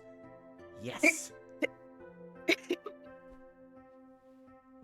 She'll kind of like boop his nose, kind of like when like dogs will like boop the other one's nose. She'll boop his nose. It's like, all right, yes, I know, I get it. and she'll like slightly push back, but not in an aggressive manner. Just like, okay. Oh, so much to plan for. I already now know more than I ever thought I would about sauces. You'd be surprised how much egg sauces. Yes, I'm helping out Indare with his work too. He wants something to do with molecular gastronomy, which I'm slowly becoming an expert on. Oh, wow, I guess we're all helping out with this then. I'm gonna Between him and Belky, I'm gonna have my hands full. Yeah, someone's going to need to pay me to make a lot of spell scrolls because I don't have enough spell slots to help both of them. But still. Speaking of which, well, I have I'm working. Think back and you realize Belky wasn't in class. Speaking of Belky, I guess she must have slept in. I mean, she did say she was gonna have some sort of practice today, but she probably took a nap. I hope her and Antimony are okay. You see Antimony kind of walking by and giving you a thumbs up and goes, "We're ditching class!" Got it! Send me an owlet or something with the information for the next practice, because you guys said you needed help. Meanwhile, Daedalus is just like, here's dishing class, but that's illegal! Just grabs him. No, sweetheart, no. We're in college now. No, it's not illegal. It just means they're gonna have a lot of work to catch up on. Rod too! What? Bring the ramrod too! You know? She makes the horns on her forehead. Is Salus still there? Salus hasn't really gotten up. She looks over at Salus, looks at Antimony. Don't worry, I will. We'll see you later on in the evening. See you.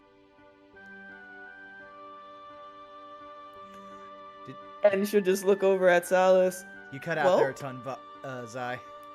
Oh, shit. Sorry, I leaned back to yell. She's like, all right, I'll see you then.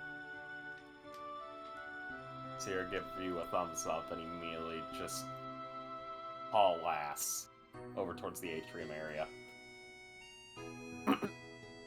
Salus is going to get up and, clearly not hearing any of this, attempt to leave. Alright. Impetus is gonna grab him then. Nope, like, not abruptly, just like to get his attention. Impetus? Hey. You appear to be grabbing my collar. Huh? You appear to be grabbing my collar. Yeah. You seem to. Wow, you're not all there today, are you? Yeah. The Antimony was saying don't forget to show up for her and Belky's practice for help with the festival, and specifically your presence was requested, so you know it would be rude for us to not show up at this point. Blinks for a few seconds. Why? Because we were invited. That's very rare for me. Alright, I guess I'm obligated now. The rules of etiquette and polite society are more arcane than anything in our spell books. He brings up a good point. I mean, trust me, I'm in an interesting situation where I'm helping out two people that are both participating in the festival, and I don't mind doing it, but I have a feeling the other one is expecting, like, trade secrets that I don't have? That's why I'm there. And have you ever cooked at home? I mean, I haven't. Like I said, I spent most of today becoming an expert. Oh, Lord. I'm curious and concerned. But hey, no, seriously, Salas, you were out of it this morning. You're out of it in class. Dude, what's up?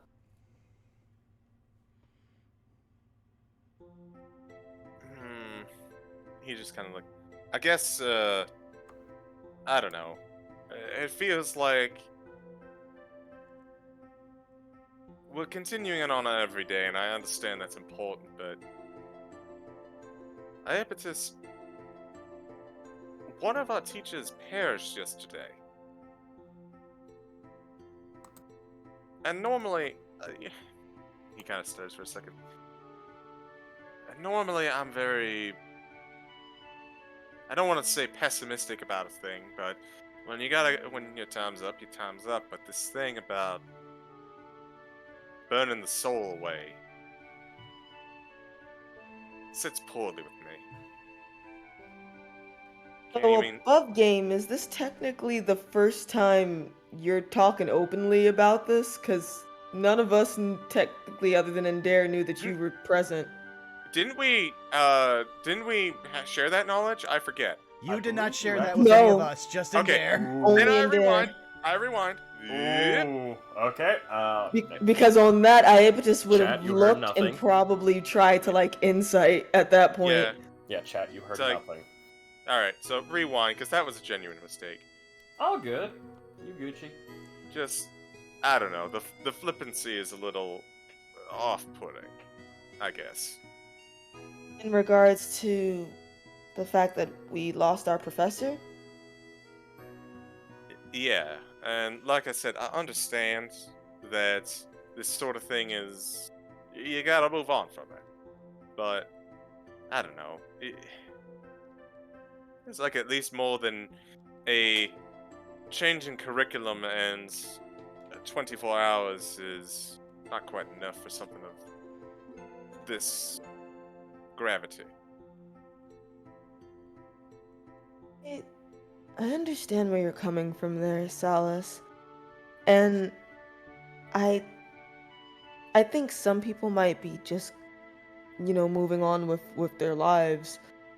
But at the same time, like, at least in my case, I don't know the circumstances behind what happened, but it's still in the back of my head. That's part of why the whole arena demonstration didn't sit well with me, because as far as I can see it, the damage has already been done. Any face that they were trying to save, the professors, rather, were trying to save, that was lost when one of their own was. And I haven't been to the site. I don't know how our professor passed away, so I don't really have a direct way to dig into it any further. Although, and she kind of haphazardly taps her nose, if I had been there, I might have been able to pick up something. And she's tapping her nose in regards to, like, maybe smell something. Sal just kind of grins just a little bit, like a very slight smile, and it's like, it's a useful talent you have, Iapetus. And he's just gonna be like, we can only hope or assume, I suppose. And he just kind of shakes his head and rubs his brow a little bit.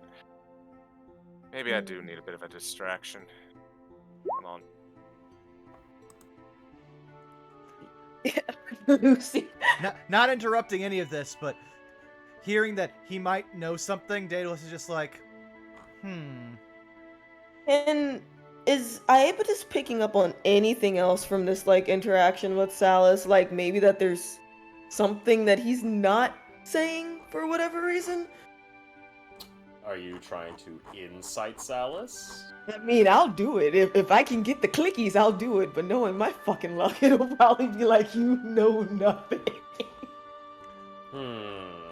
And you're also sitting next to your surface level brother. Yeah. Oh, yeah, there's so- also that. But again, with this being talked about, Daedalus is at least, like I said, sporadically casting Detect Magic to make sure no one is watching them. I will Well- say. Go ahead, this. J. Frost. I will say this.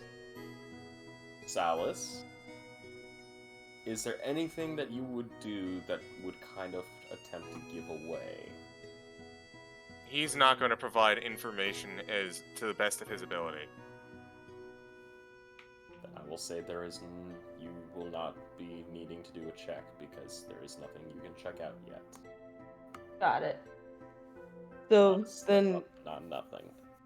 she'll kind of just, like, furrow a little bit. Not that she's aware of anything, just furrow because she's, she's concerned about him.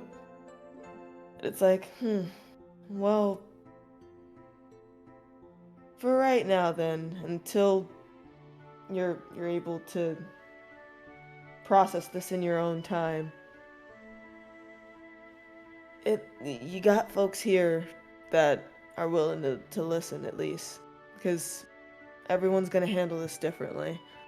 I mean, you already know in my case, I'm kinda unfortunately used to being forced to move on indirectly. But I'm willing to listen. So between listening and getting you outside of that room. Well, I like my room. Yes, why do you constantly want to take people out of their rooms? It sounds like a you thing. Because a little bit of fresh air and at the same time interaction on this campus is going to help us figure a lot of shit out. Other than us maybe getting to see kind of sort of more of the outside world, given all of us have these different backgrounds. And outside of that, how else are we supposed to figure out what the hell is going on around here? To a point, our backgrounds are mostly the same. What I mean, though, is that we've mostly spent time in our own areas prior, I'm assuming, to showing up at this school. So, for most of us, Strixhaven's probably the first time we've just had a chance to be kind of our own person and just experience things. But my own person likes experience in my room. You hear your teacher get up from their desk and go, "Are you people still in my classroom? Get the fuck out!" Speaking of which, Professor, is there another class coming in after this? Aren't we headed off to, arcanobotany? oh no. At least you might be. I'm not. I am. I am as well. She immediately goes, "I'm sorry for the vulgar tongue. I'm dealing with a headache right now. I'm so sorry, kids, but you need to get out, like, right now." We're 'Cause going, she- we're going. We, Look up to the clock and you see you're about 5 minutes late to your next class. sorry, Professor, completely understand. How about this? Your next coffee is on me. It's like I just walk out and start heading towards class. Teacher stops you. She goes, "Deal." And she immediately gives you a small smile, a small pat on the head, and goes, "I like mine double espresso." Double espresso? Room for Yes. cream or only foam? Surprise me. I want a big cup with 24 shots of espresso. I want my heart to stop, but as soon as I take the first sip. This is the way. Also, J. Frost, you never answered if I saw anything watching us with Detect Magic. You did not. Okay. Now, before we cut to a much-needed bio break, I believe it's time we take a look at one of our other classrooms. Y'all ready? Ha! Boom. Shrub. Of course. I love Gib. Plants. This is best room.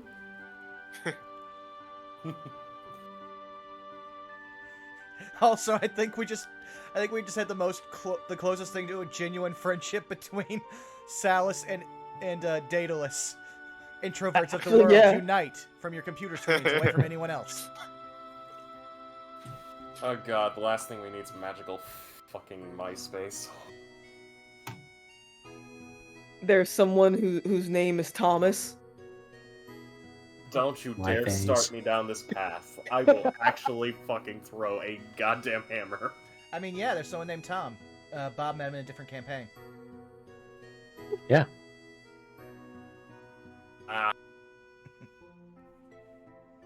As you all begin to depart, and our first group manages to make it to their class, currently hosted by good old Professor Shrub, we will be taking a 10-minute bio break. Hey. Hey! Go stretch your waters. Drink Doing your it. legs. Absorbently Welcome to queef. the Don't you Wandering say that! Weasel. Don't you say that! You will attract him, and he will kick in my fucking door. It's fine. Oh We my have God, names, it's we'll Data. fix it. It's not just Data. It's him smiling creepily. Hey, Chad, how you doing?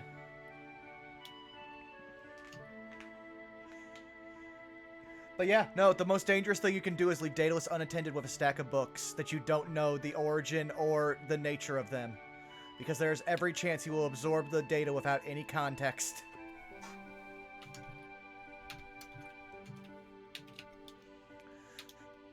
But now I also have to do one thing. Give me a second. Oh, thank you, Zai, for putting that in there. Send that to the right person.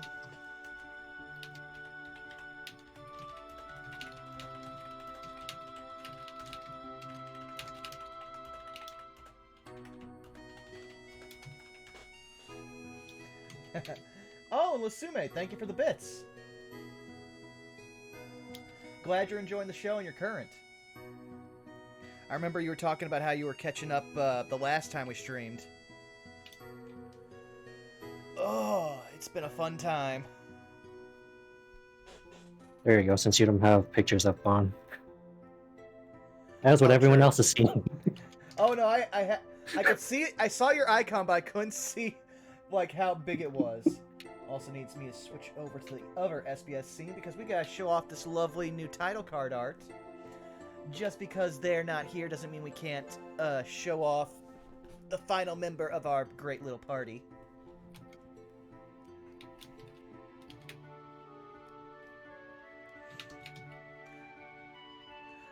Yeah, look, it's the teacher's point of view. I mean, true, if you looked at this group, you would immediately just be like, oh, how long until I retire? Oh no, man. My English teacher from high school would have been like, oh, this is a good group. We're gonna have a good year. I'd have to say that every teacher I ever knew would look at this group and says, wow, even split. And just looks at Iapetus, probably Iapetus, Salus, and I'm trying to decide which one of the back row. But one of those two would be like, this is good. And then look at the other three and be like, that's a problem.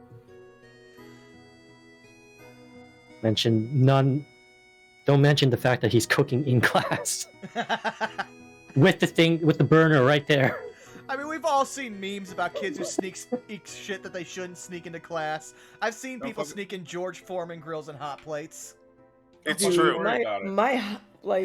One of my high school chemistry teachers literally set somebody's hair on fire by accident.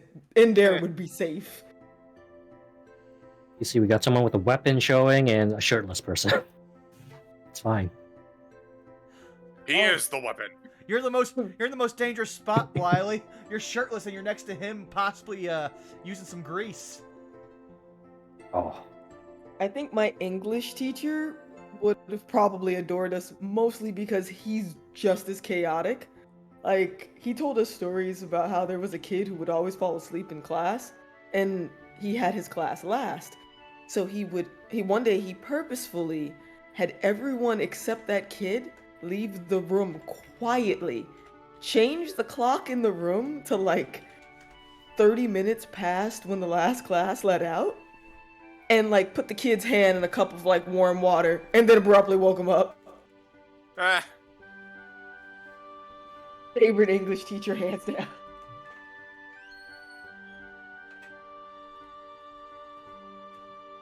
I saw someone sneak in a mini fridge. What? I'll be right back. Are you shitting me? A mini fridge? it is 9:40.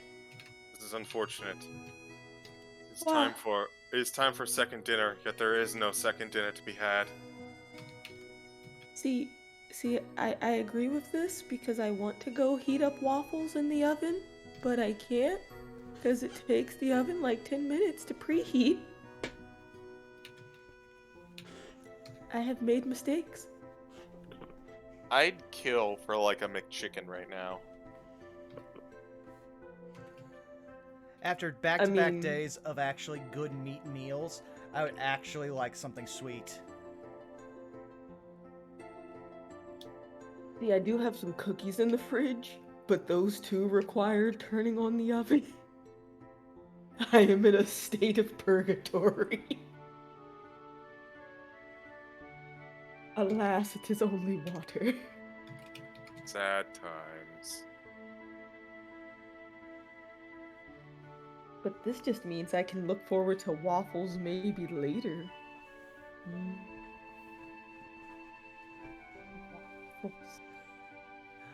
Also, we were like, it's pancake day, great. Totally avoid the pancake waffle like argument and or fight by just going up and having food.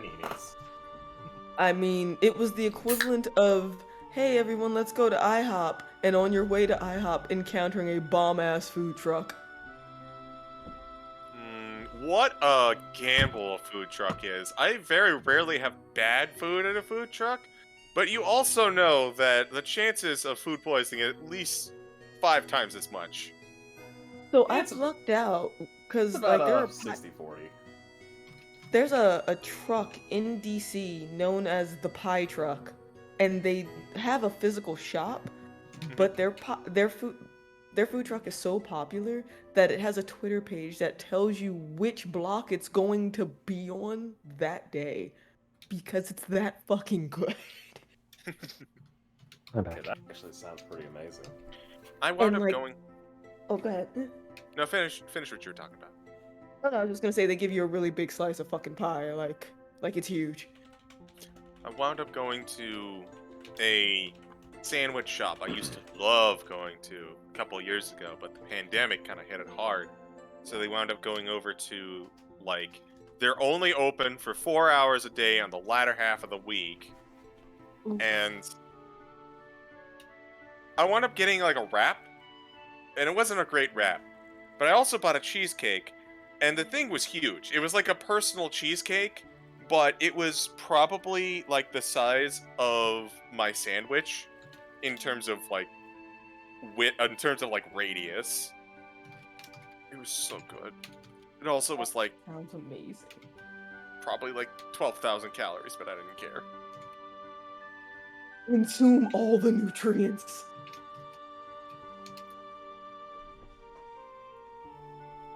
For those of you curious, I actually put the thing in general just because it's real. They really do have a Twitter account.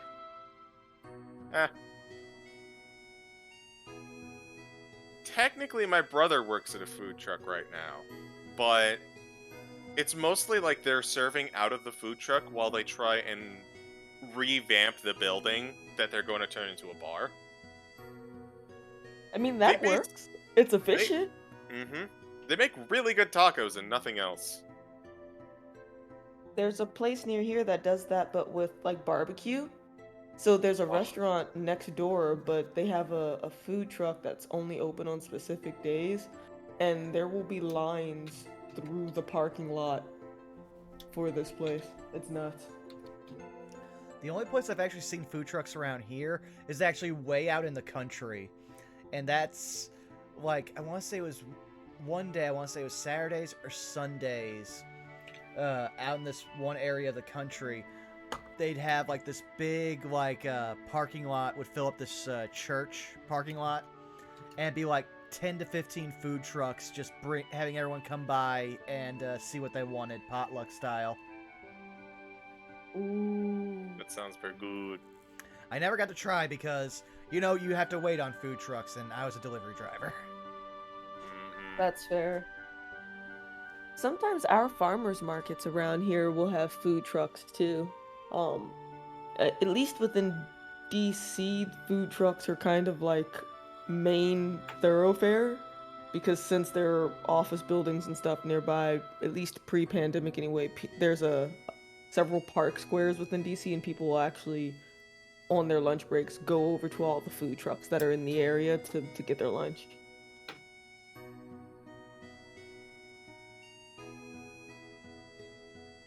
Now that I think about it, it's actually been like that since I was a kid. Welcome to the food truck channel. All food trucks all the time. Hey man, if a food truck wants to sponsor us, I'll take it. Went to a wedding once where instead of normal catering, they served food trucks, like 3 or 4 of them at once.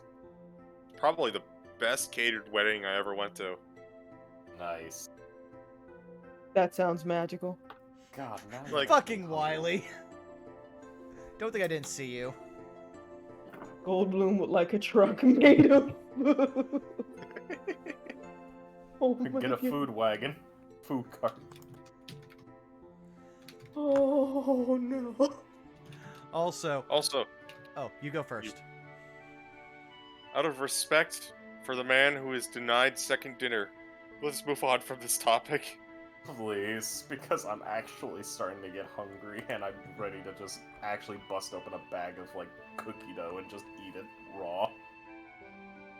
Fair. Though, one thing I was going to say is, so I was having fun, because we know that Bun sometimes misses out on catching us live because their own game coincides.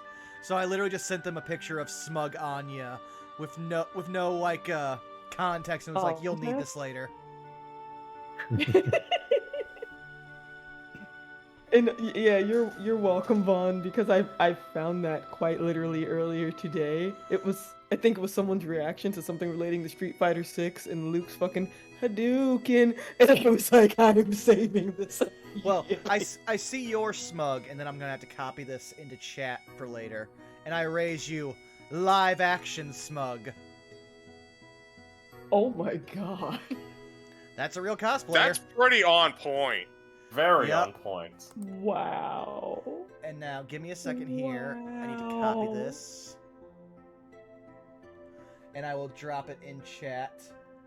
I will say if you just look up live action Anya Smugface, you should get the same picture. But chat will get to see. But that's basically Danos' face the entire time they're talking about cross-magical, like, breakthroughs. He's just, like, sitting there, arms crossed, just like, heh, heh.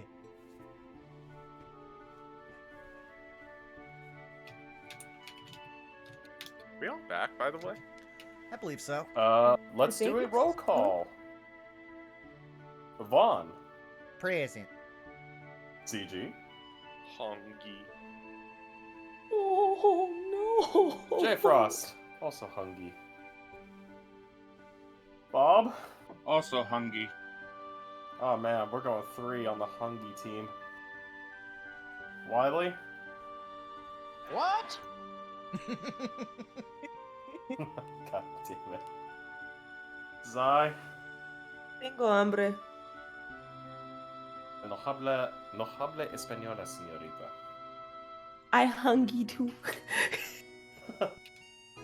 Alright, well that's 4 for the Hungy team. Okay, everybody, looks like we're gonna have to cancel session and go get some food. Nah. We're gonna continue. Alright. That's the great thing. You can snack whenever it's not your scene. Mm-hmm. But I'm the DM. I'm in everything. And I have to constantly have my mic up because I'm the streamer. This is also why I drink energy drinks. Caffeine. Out. Well, Anyways, get to class. Shall we? We are now currently going to be sitting within Professor Shrub's class.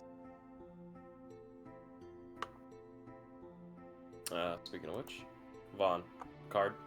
Ah, yes.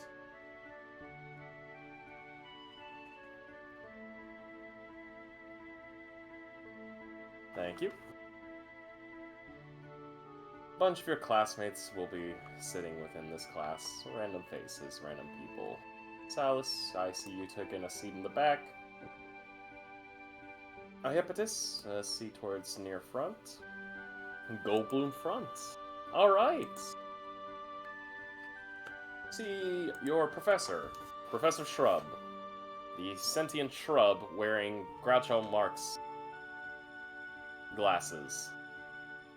With, of course, a couple of the darkest green bits of his foliage making what appear to be eyebrows and a mustache. Wow. Good evening, class. Welcome, one and all, to Arcano-Botany for Beginners. Here, the teaching of sentient magic herbal cultivation, as well as nature and other entities. For those of you that are joining, I will be happy to teach you in all manners that you would need.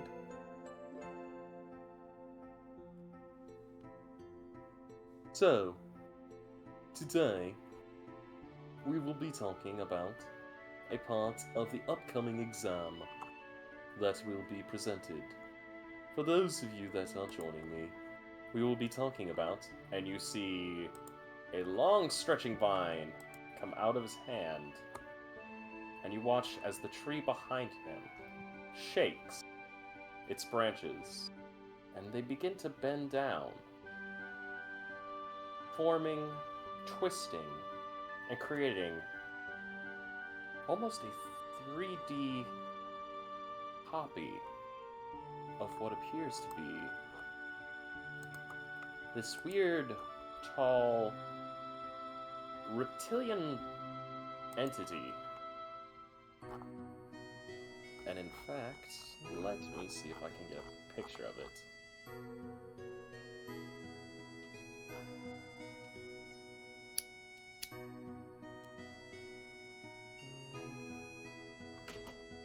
Nope, there's not a picture of it. Damn. I am disappointed. Oh well.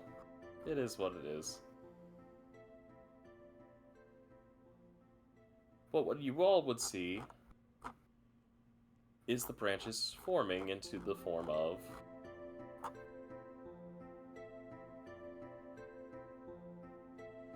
above game, a slod. Oh. Actually, hold on! Hold up.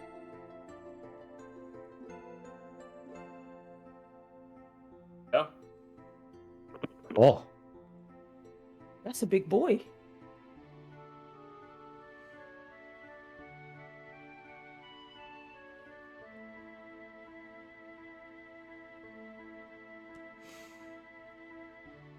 and because no one else is going to say it, return the slot. What's your offer?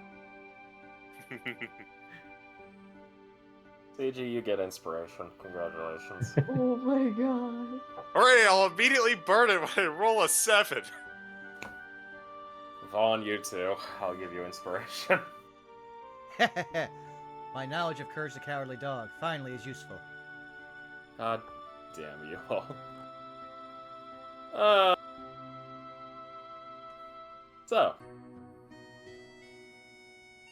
Professor's viney appendage touching the branch goes, "Who can tell me about sloths? Anyone at all?" Do we have to roll something for this if we raise our hand, Jake Ross? I was about to ask. Sloths. I would say if you want, you may roll me. Let me make sure I can have this up.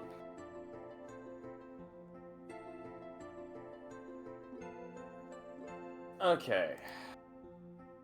For those that want, you may roll me either an Arcana, a History, a Nature, or Religion. Oh, Damn. I will roll Arcana then. Alright, big sis, don't fail me. 11. 25! Okay. Salus, how about you? Salus is gonna wait for the explanation. Alright. Iapetus, seeing as how you we'll go from low to high. Go Bloom! Frog people?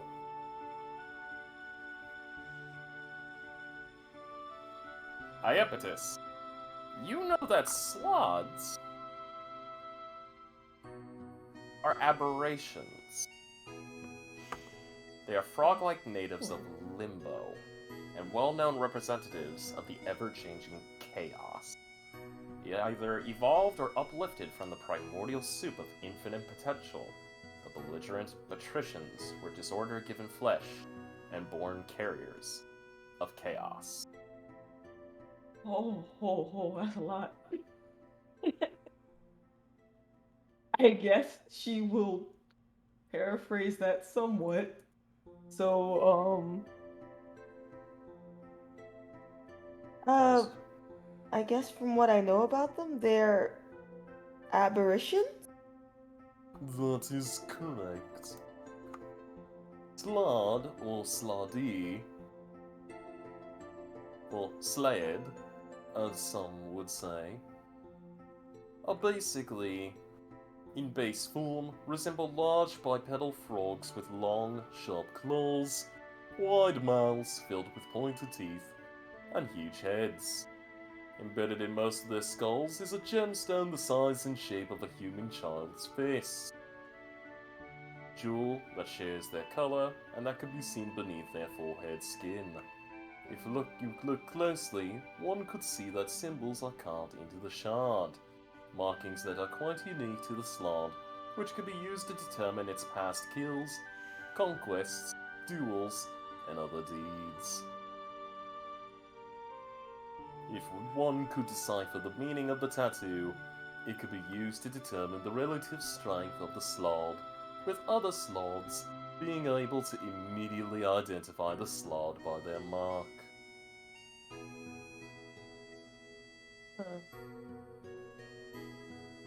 So, with that being said, we're going to cover this, as this will be an important part on your up-and-coming initial exams. So, can anyone tell me how many different types of slod there are? Do not be shy. There's plenty of answers that can be correct. Anyone at all? she's gonna keep her hand down because she doesn't think she would know that much after speaking with her sister. I don't know. 5? Technically correct, Mr. And immediately you see Professor Shrub kind of lean in a little bit. Mr. Creed? Yes? Salus Creed? That is me, sir. Ah, good, good. I got that right. Yay. Technically, you are correct. In some regards, there are black, blue, green, red, and white sloths. These are the primary main sloths. There have been, of course, documentation of different kinds of sub-sloths that also exist, such as grey colours and even mud. However, there's also Ghoul and Death, but primarily there are 5 sloths. There is, of course, a old planar proverb I would actually like to bring up. Never try to fast-talk a slod. Never try to what? Fast-talk a slod. Oh, Lord. So, here, let's begin something, shall we? As you can see behind me, I've got a copy of a slod. Now don't be alarmed, this is not a real slod. This is just a representation, created from my current assistant, the tree.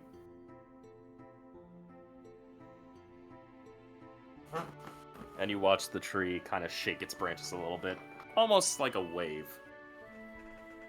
Goldblum waves back.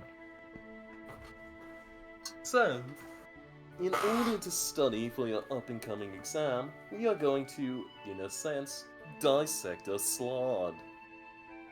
So, let's do some dissection. And you watch as your professor immediately has the tree slod be parted, opening up. Now, students, if you could please, come a little closer to the tree slod.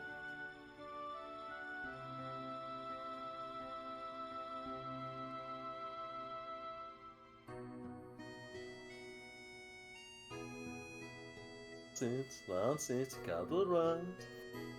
Alright, let's begin our entire examination of the internal bowels. For those of you that are looking in, slod are quite a unique thing. When you look at the different types and descriptives, you can see that they share the same basic, if baffling, appearance on the inside. Even though they are creatures of aberration, they do maintain a similar structure, showcasing that even in chaos, there's a bit of order. Now, if you look closely, you'll notice some additional body parts and organs. There's greater and lesser sized entrails right here, here, and here. Now, for this slod, which is a blue slod, you'll see a little bit of differentiation. Take a look inside of its arms. Notice that at where there should be normal bone structure, there is 2 extra bones. These are internal claws, which can be, of course, schlicked out. These are primarily used for slashing capabilities. Now, can anyone tell me what this purpose would be for?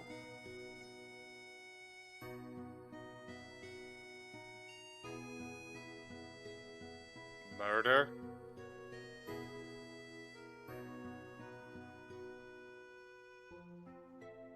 For hunting.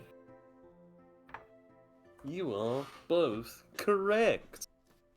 Hunting, and of course, more frequently due to the fact that sloths are, in a sense, chaotic creatures and normally of the evil variety, murder, murder, and of course, murder. Would they To be fair- possibly use them for climbing at all? Some usage of it for climbing, though for a blue slod, it's not as much. Oh. Go ahead, you were saying something, sir? I was just thinking that claws on a beast that already has hands seems to be really only pointing to one particular use. correct. You see, an interesting thing about these creatures. Allow me to shed some light onto this.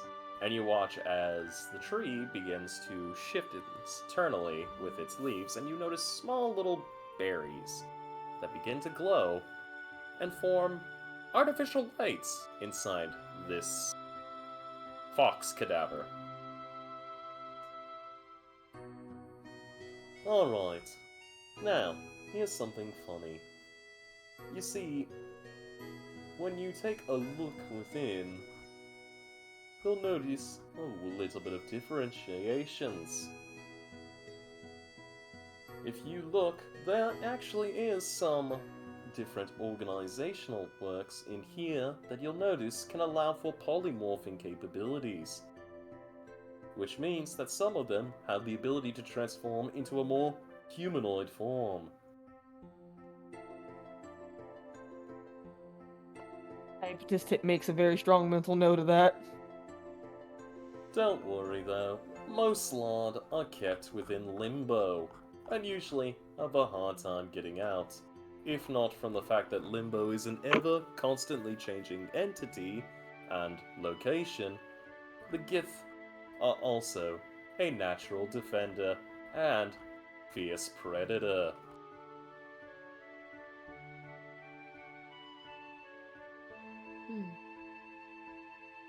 Now, there is some interesting bits of this that I think you might enjoy.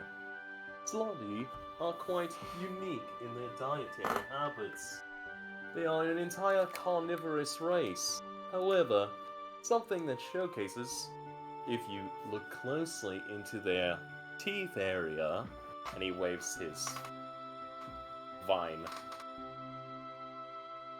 they aren't strictly predators.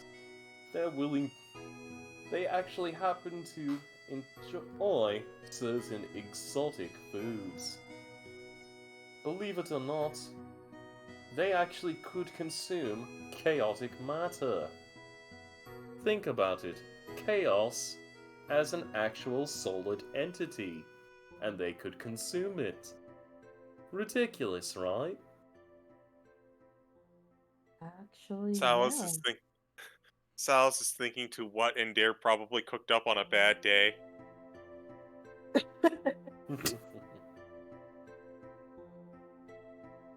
However, there's many usages for sloths. You see, sloths, if you are to skin them, can produce a poison that can be smeared upon weapons, something only that the Githzari have been known to have been able to do. However, they have, of course, divulged this information. It's also possible to coat the sloths in a fatty substance, then distill the poison from the mixture, without killing them. It's a humane way of getting out. And, if you want to know something interesting, there actually is a way of utilizing them for some interesting bits. You could actually create a amulet of natural armor from their hide. Or more specifically, one of their most prized parts, the tongue. All you needed was a tongue, fern berries, and the spell of mage armor. taking notes, taking notes, taking notes. But that in itself is not too crazy. You want to get real crazy? Allow me to tell you something interesting. Here, you may all return to your seats. Meow.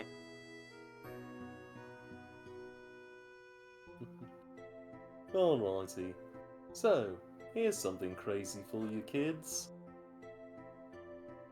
Slod begin as tadpoles, born in a bath of blood, voracious and immature, devouring vermin, corpses, and anything else they can find.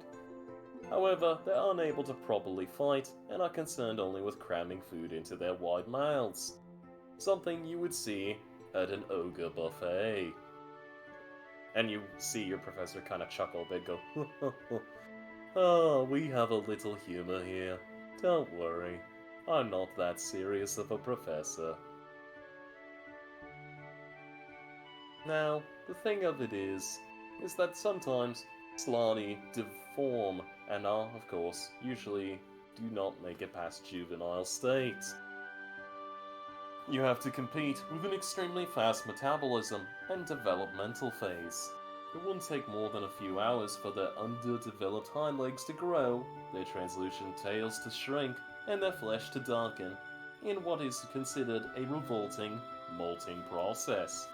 And in just a few more days, you'd get a fully transformed, mature member of the species.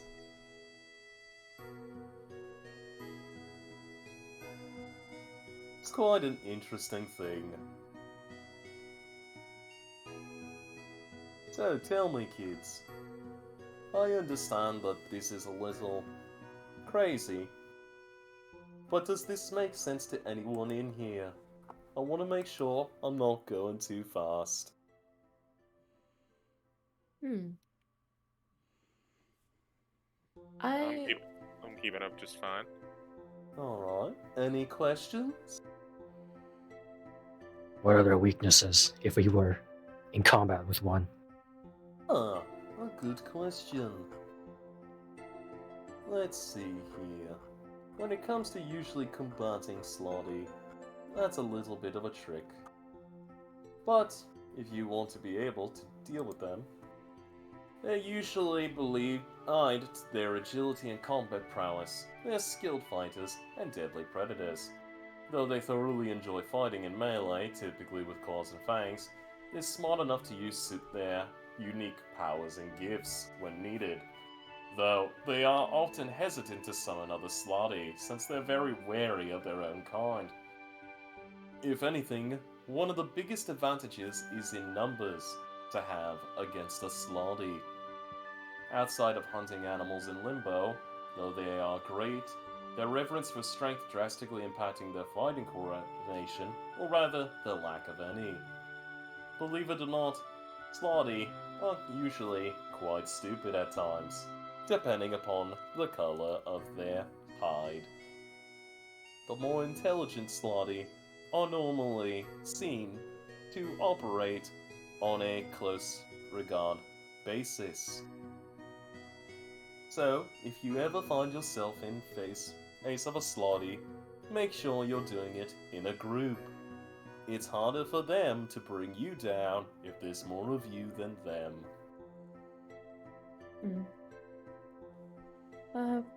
Professor, you mentioned that, intriguingly enough, they can consume chaos. That's right. If chaos is kind of where all magic stems from, then what form does the chaos have to be in order for them to consume it? I see. Well, allow me to put something into a very easy to understand area. And good question there. I believe you are Miss Iapetus, correct? Yes. I still got it in me. A doozy, I do tell ya. A doozy. You see, Slotty, when it comes to consuming chaos, actually consume what is considered to be known as a runoff of the arcane magics.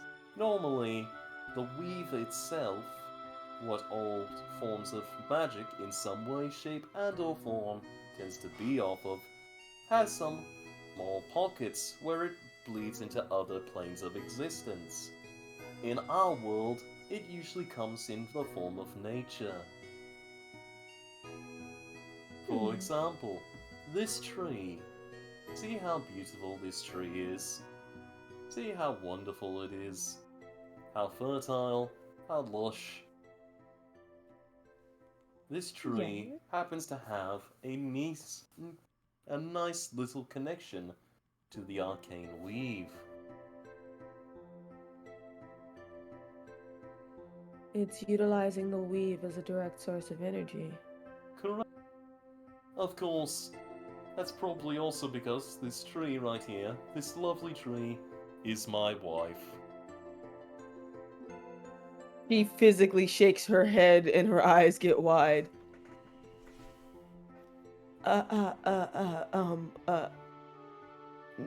Nice to meet you, Mrs. Shrub? Please, it's Mrs. Birch. Mrs. Birch. Got it. Yes.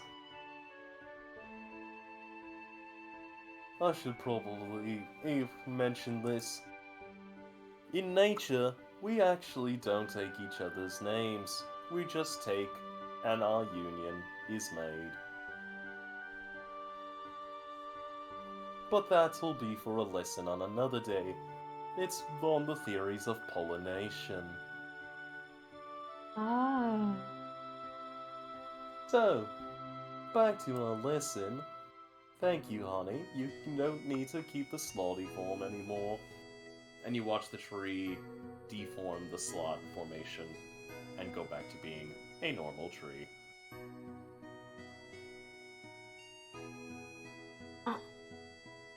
Wow.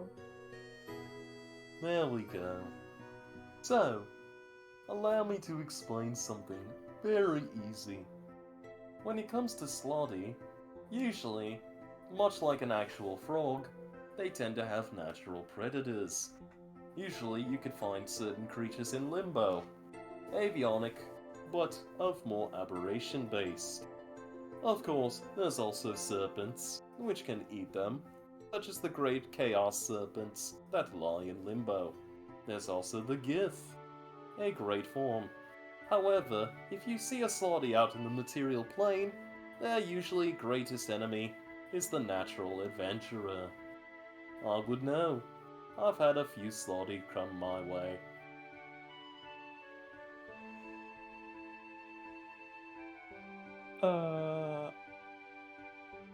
Have you encountered, like, one of each, I guess, color or type? I have. It's a long story, and I don't believe it's appropriate for me to talk about it right now. You know, because it is class time. I'll probably explain it to you if you wish, after class, during recession hours. Hear that? I just will remember this. Anyways, back on to topic. And I'm just gonna save everybody some time here because, God, the Ringo voice hurts. What could you be talking about? I can talk like this all day. I mean, it's better. You're making me think about whenever I had to do the Bob Dylan voice for an hour. Ah, at least I'm not John. He's kind of an asshole.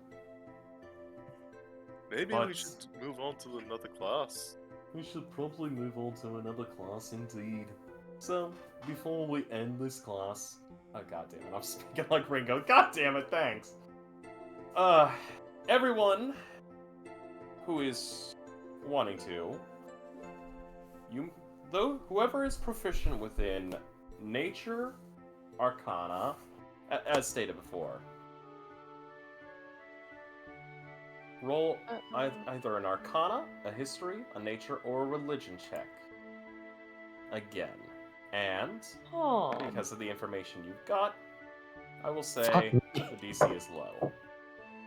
Well, That's an 11. Well, it's a good thing the DC's low.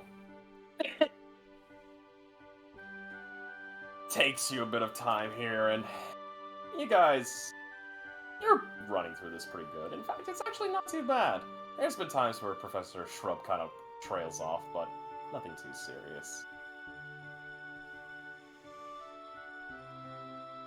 And with that, I believe it's time we cut to another classroom. So, let's cut over to where our other remaining party members are. Computational Magic. We're featuring Adair and Daedalus. Adair, Daedalus. All good? Yee. All good. You guys walk into a classroom similar to one that you were already in. And you currently see a... how do I describe you? Besides, you know, using the actual normal description.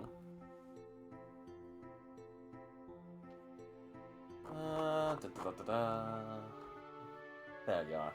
You see a... stout dwarven woman.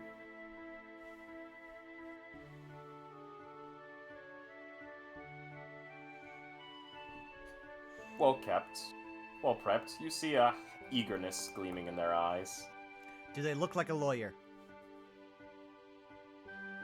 They look as if they should be teaching shop class instead. Alright. Daedalus has a reason to already trust her more than typical dwarves. Alright, class. Settle down, settle down. Get in your seats, get in your seats. You, get in your seat. I see you. You. Stop eating that sandwich, unless you're good enough to share with the rest of the class. Better not bring food in here. I might just get up from my desk and wrestle it out of you. And you, she points to Endair, you smell nice. Thank you. Ah, you're welcome. You're welcome, lad. I am Professor Bildra Forheim. I will type this out.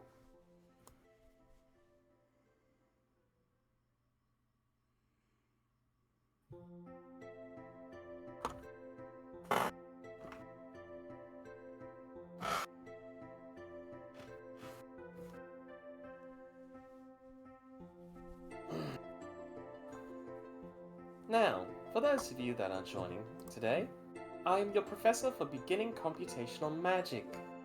I know this might not sound like much, but I think you'll like it a lot. Especially considering the fact that I can tell that some of y'all are definitely good with inventing. Granted, I could be wrong.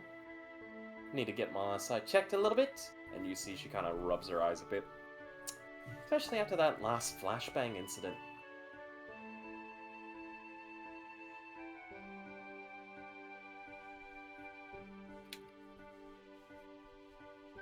Now, for those of you that enjoy computational works, we will be discussing today the intricacies of artificery and its practical usages on many things. So for those of you that understand mathematics, it's gonna be pretty simple. We'll do this in a more magical, mundane way.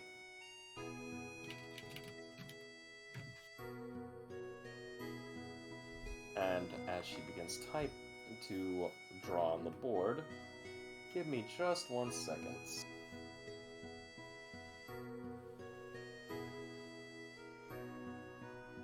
Meanwhile, Daedalus already has set up another terrific transcriber and is just sitting there, like, just tapping his fingers excitedly, like, yes.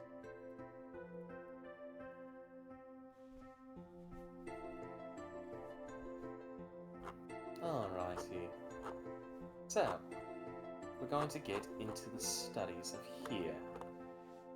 Now, let's go with the overview of basic formula. I do believe we will start with computational magic's most important aspects.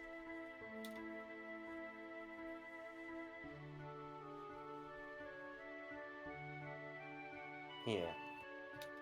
Let me see.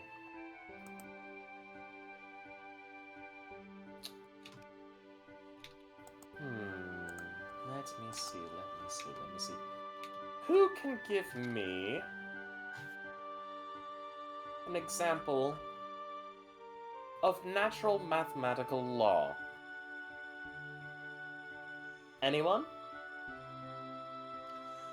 Now this is tough because in-game, that would be Daedalus. Above game, that is very much not Vaughn. Well, we'll make it simple. Anyone who wants to, go ahead and roll an intelligence check. Okie dokie. Wow.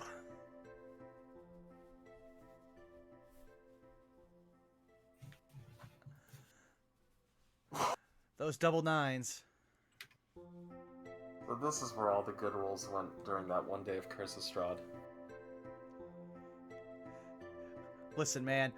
We both got nat 20s earlier on the important things. Well... Alright. Here. I'm gonna do something easy for you.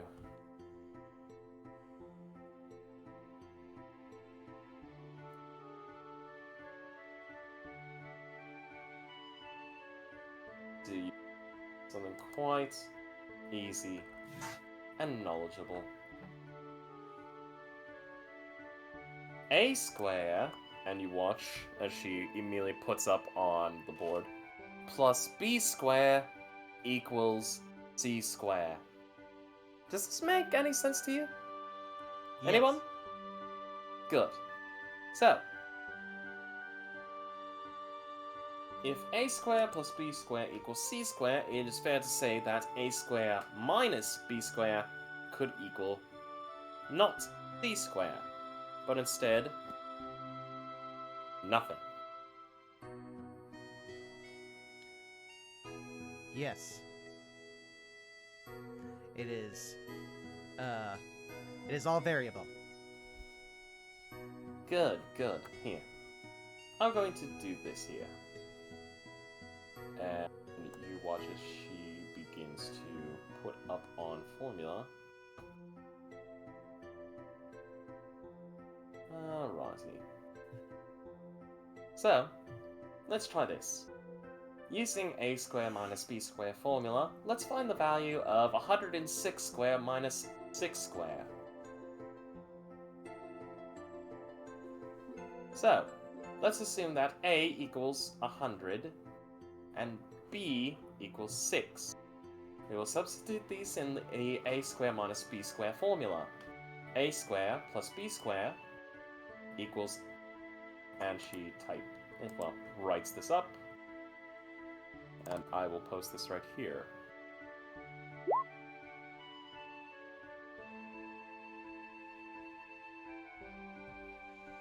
So, let's do this.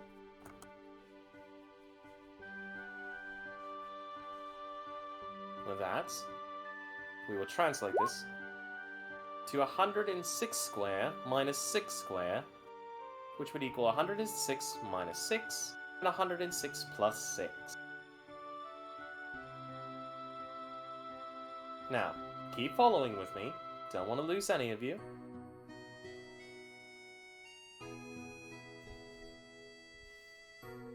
God damn it, Wiley. It would then equal, and she immediately writes this out on the board more,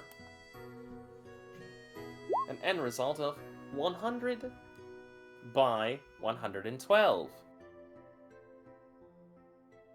Now, can anyone answer what the final answer would be? For anyone who wants to, please roll me another intelligence check.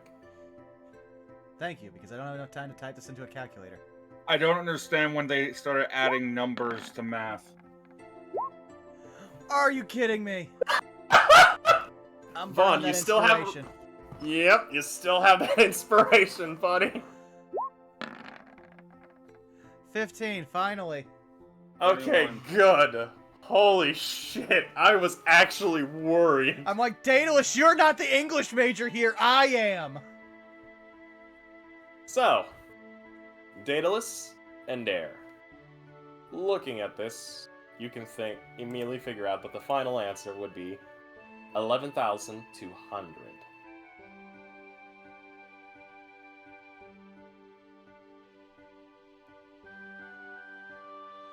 Anyone have the answer?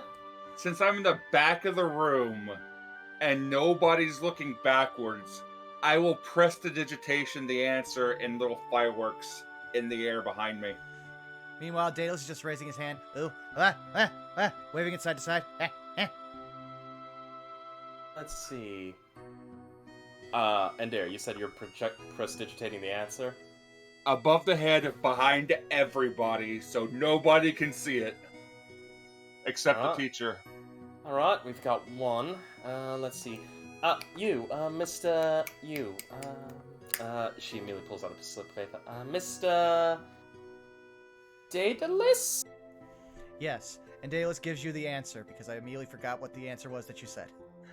11,200. Yeah, 11,200. Correct. 11,200. Good. Good. I see we got some bright-eyed ones in this room. Definitely happy. So, here, let's do another one. Let's factorize the expression of 25x to the second power minus 64.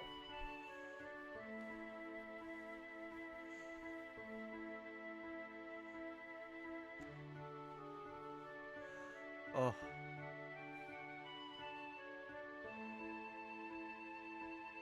Button hard. I was about to say. I'm going to make this very simple for you guys, intelligence check. I mean, I hope you are, because apparently all my rolls ended. Fucking Christ! What the fuck? Daedalus is obsessing about something else right now. It's not his current math. It's not his current obsession. So True. You know what, Daedalus? You're basically hopped up on the idea of the founders. Well, I was gonna say, Daedalus is just...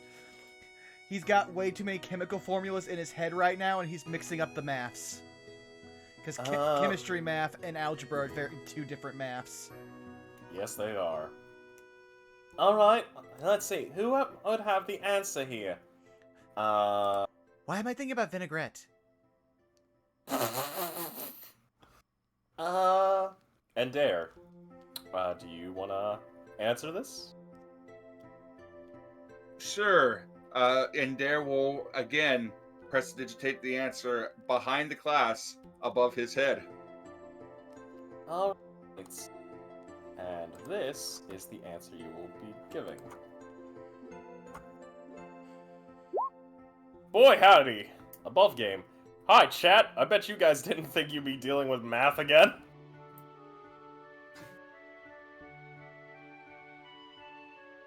Correct. Mr. Endare? Is that it? That is correct. Happy kitty face. That's great. I'm gonna need you to actually answer the question with your voice, though. I do like the prestidigitation effect, don't get me wrong. My apologies. A little bit of a flair for the dramatic, so to say. I will comply next time. My apologies. Oh, you're fine, you're fine. Anyways, so, let's begin with the computational usages of math in the most important bits of arcane weavery. Specifically, fomenting and obeying some of the most important things.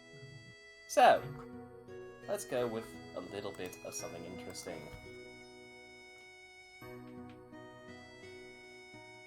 Now, we'll start with this.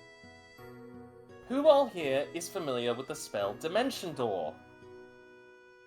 Yes, but it's beyond me. At the moment. To work. And don't worry, love. You'll eventually learn to get that spell. If you want to go with it. Now, who can tell me, what does Dimension Door do? It translocates you to a different set of coordinates on a map within 400-ish feet, I believe. Almost. You nearly got it. 500 feet. Why was I assuming it had a limit reduction? Oh, you're fine. Don't worry about it. Now, here's the thing. We're going to take and say... We'll use... And she draws a stick figure up on the board. We're going to use this stick figure right here to represent an arcane mage. We'll call him... Steve. Steve the Wizard. Now, Steve... Actually, no, screw wizards. And you watch as she immediately gets rid of a wizard hat and puts on what appears to be glasses. Steve the Artificer.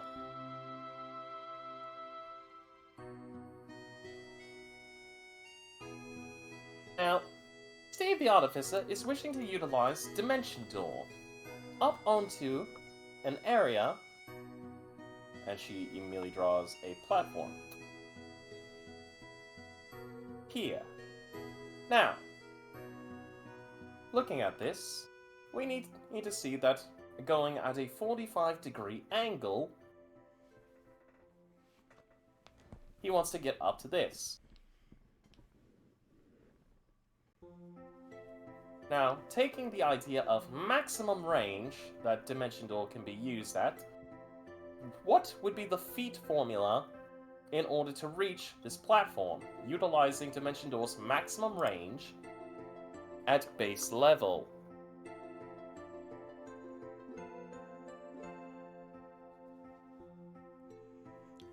I'm just gonna...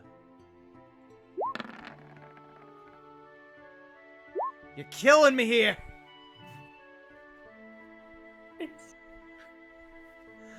This is literally his entire life's work and he can't do it. My boy. The sauce is strong in you. Ender raises a single hand. Alright.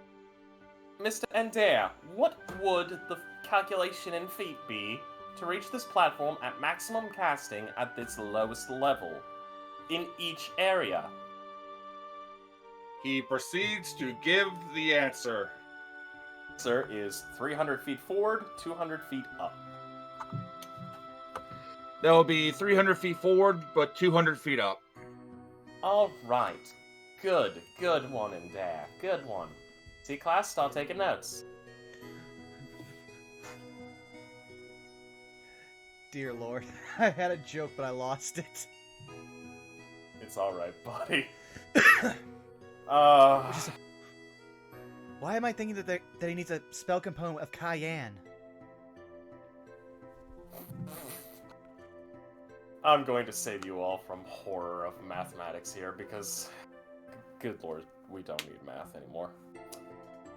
I'm going to have you both roll me 2 more intelligence checks.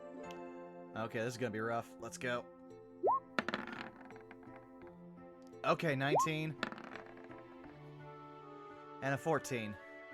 Okay. 9 and a 17. Alright. As class continues on, about another hour and a half to 2 hours goes by. And eventually, you both find where you stand. Daedalus, it was definitely hard.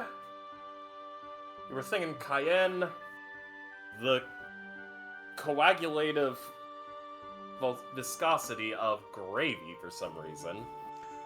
But when you are called upon to answer a complex question involving the heat of usage with heat metal, you give out the answer perfectly. And of course... He would have to, he's had used on him. Mm-hmm. And of course, when you are asked to describe the temperature, and of course, how from time it would take to heat up, maximum burn time, to canceling of the spell. It takes you a bit, but you remember it, and you're just like, okay, and you go through it. And she goes, very good! Almost as if you got it cast on you. My face still hurts. Oh. You hit yourself in the face, love? No. And then he'll just sit there.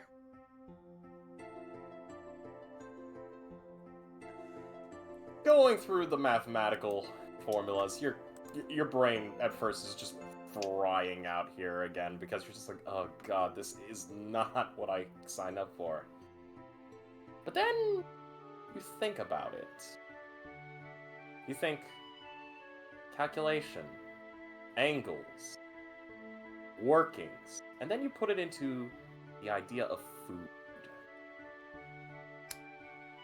Specifically, ideas for you on your upcoming project, realizing this would serve perfectly coordinate the efforts, and eventually you'll be able to give off a much more solid presentation.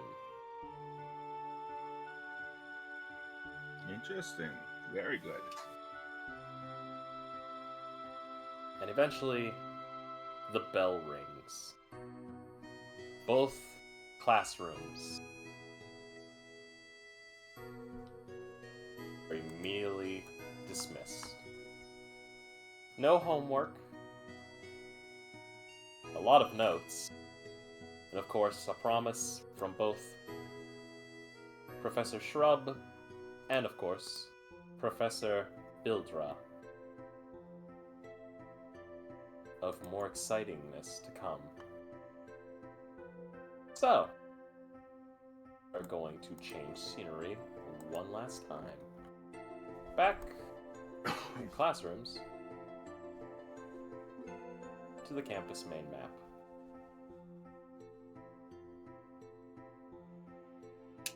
And out in the halls, your group gathers once more. It is currently now about 5 o'clock. I forgot about the downside of hyperfocusing. Daedalus just thinks out loud while walking with Indare.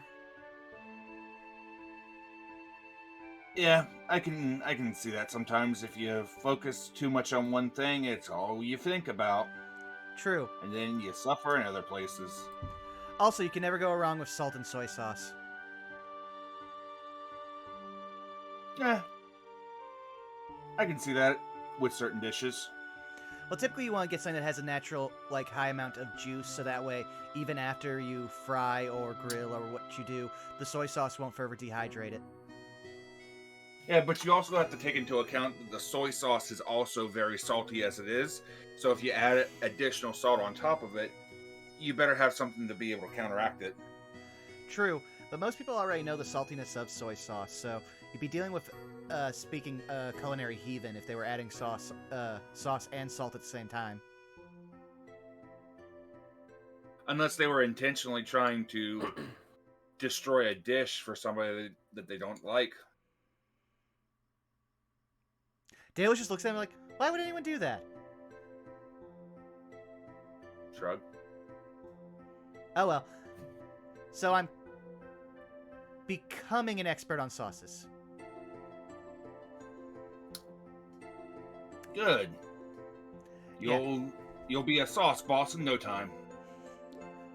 Though I'm already feeling like I'm getting lost in the sauce. That can happen.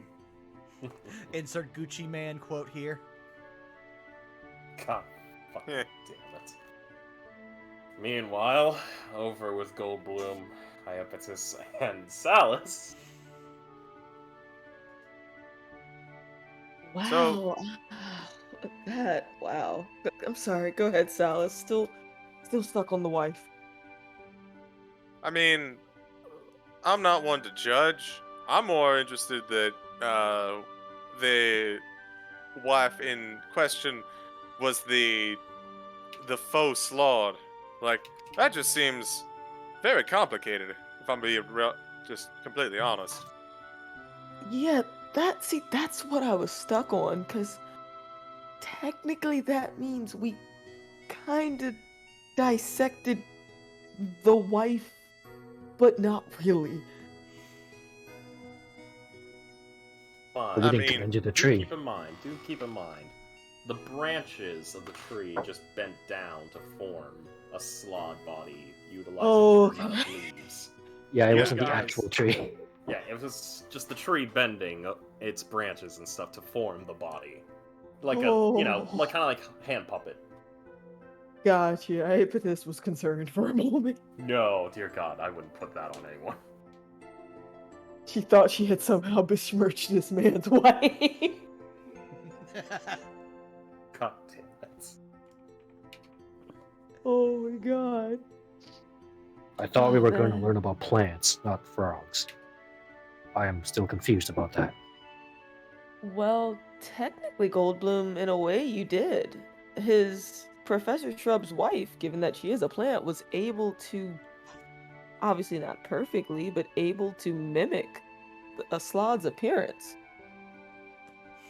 I can't say entirely that I don't agree. Obviously, we were talking about a creature and not a plant, but at the same time, if there were to be a mixing of subjects, I imagine that biology and botany would go together pretty well. There is a level of organization in both. I need to learn about mushrooms. What? Wait, Why? why? So Rendare can cook them better. Uh, Better ingredients. Better decisions. I clearly missed a lot this morning. Papa John's? I clearly missed. Fucking damn it. You can't give me low-hanging fruit! It's Low-hanging funny mushrooms because in it's this coming case. from the tree. Well, actually, it had to be low-hanging fruit just for her husband. But plant sex joke completed. Oh my god. Hey, is that in Dare and Daedalus right over there? Oh, I believe it is. Wow. And Goldboom, clearly I missed a lot this morning in regards to breakfast and helping and Dare. Okay.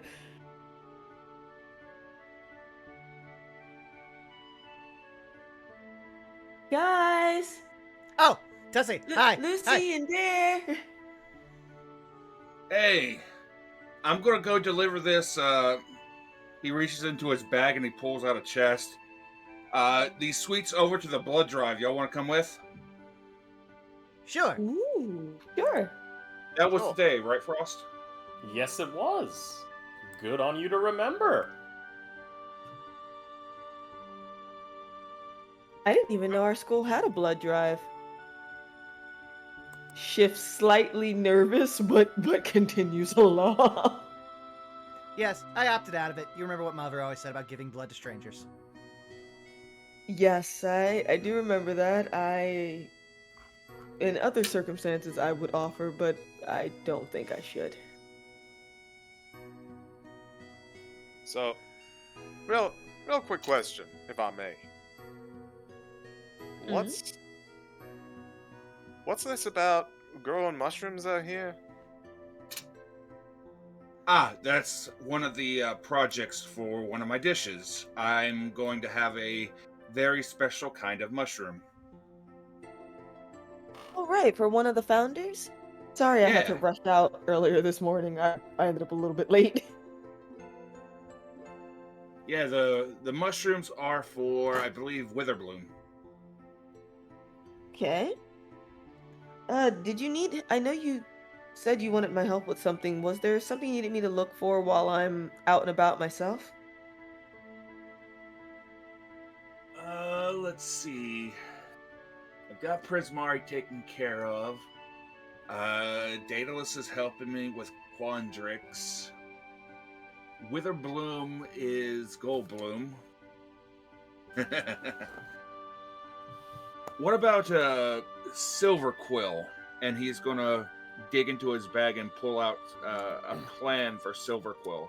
It looks like for Silverquill, it looks like he's got a simple temple feast in mind. Very light foods combined with heavy foods to represent the differentiations between light and dark. I'm going to be...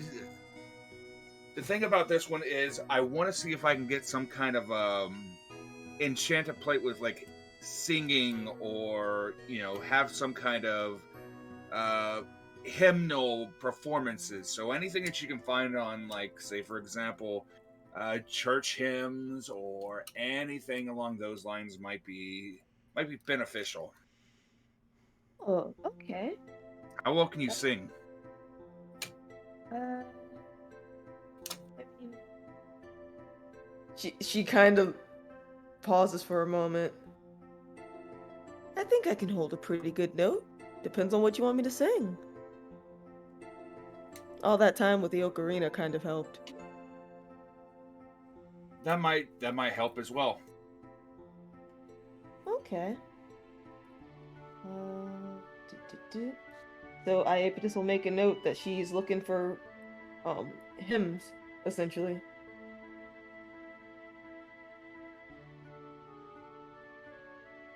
Alright. And in there is going to take a box of sugary fresh treats over to the blood drive and donate it like he said he was going to.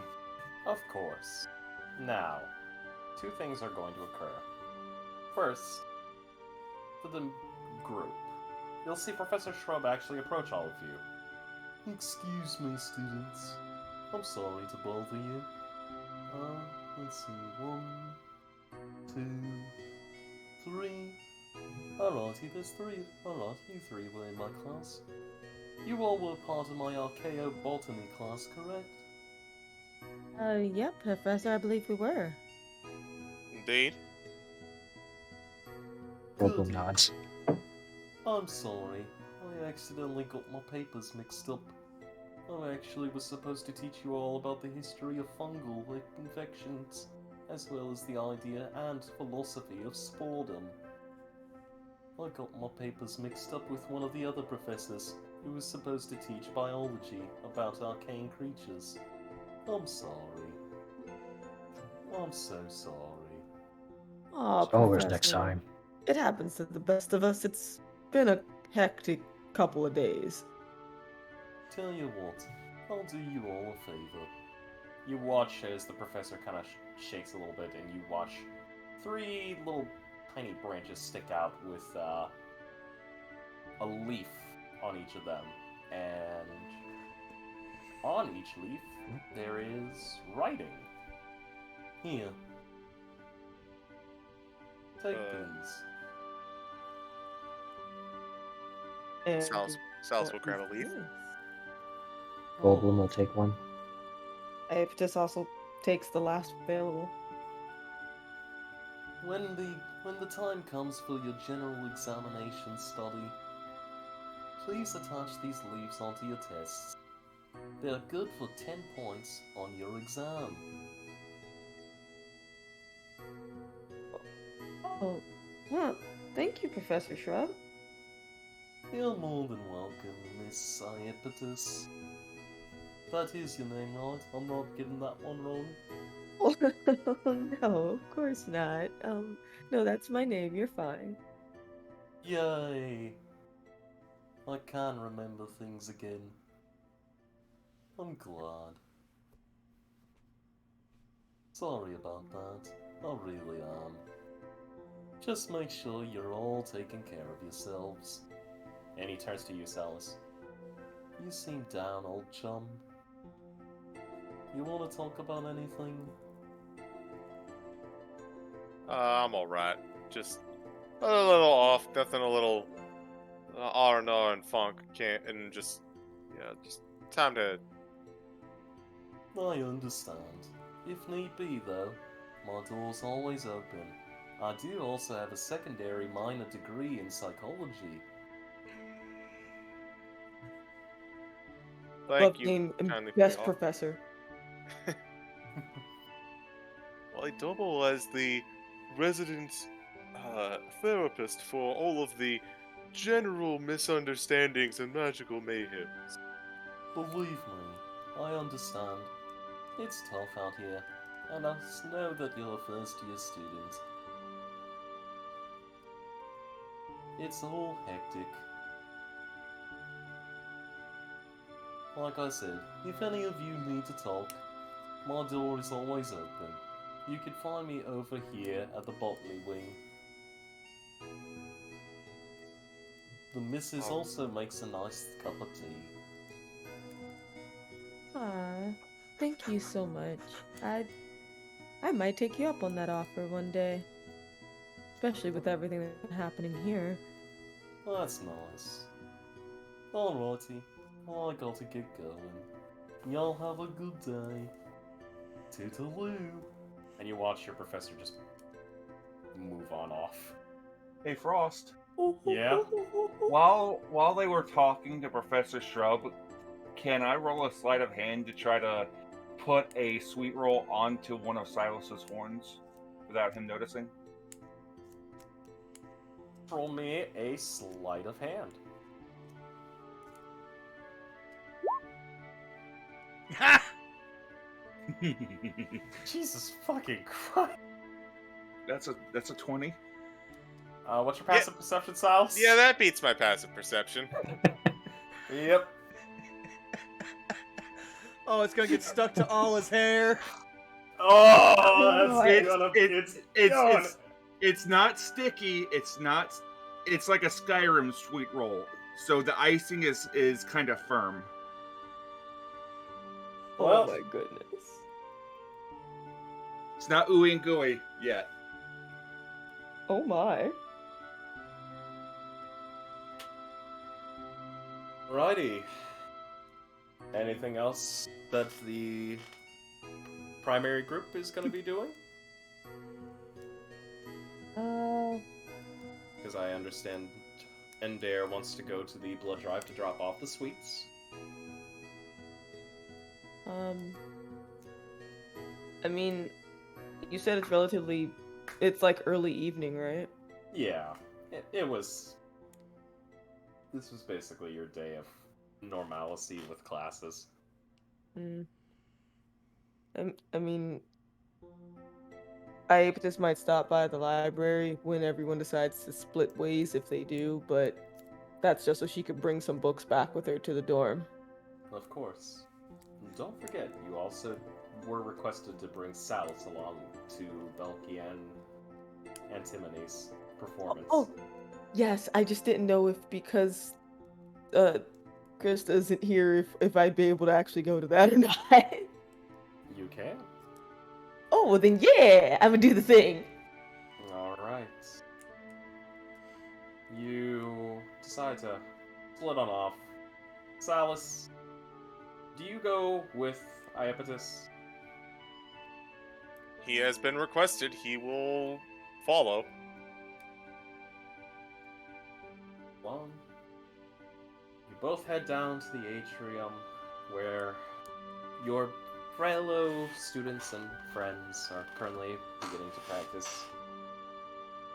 And Dare, you head on off to the blood drive to drop off the sweets. And as you arrive, you see a nice long line of people, a couple different chairs, where blood is being drawn and collected into these small containers.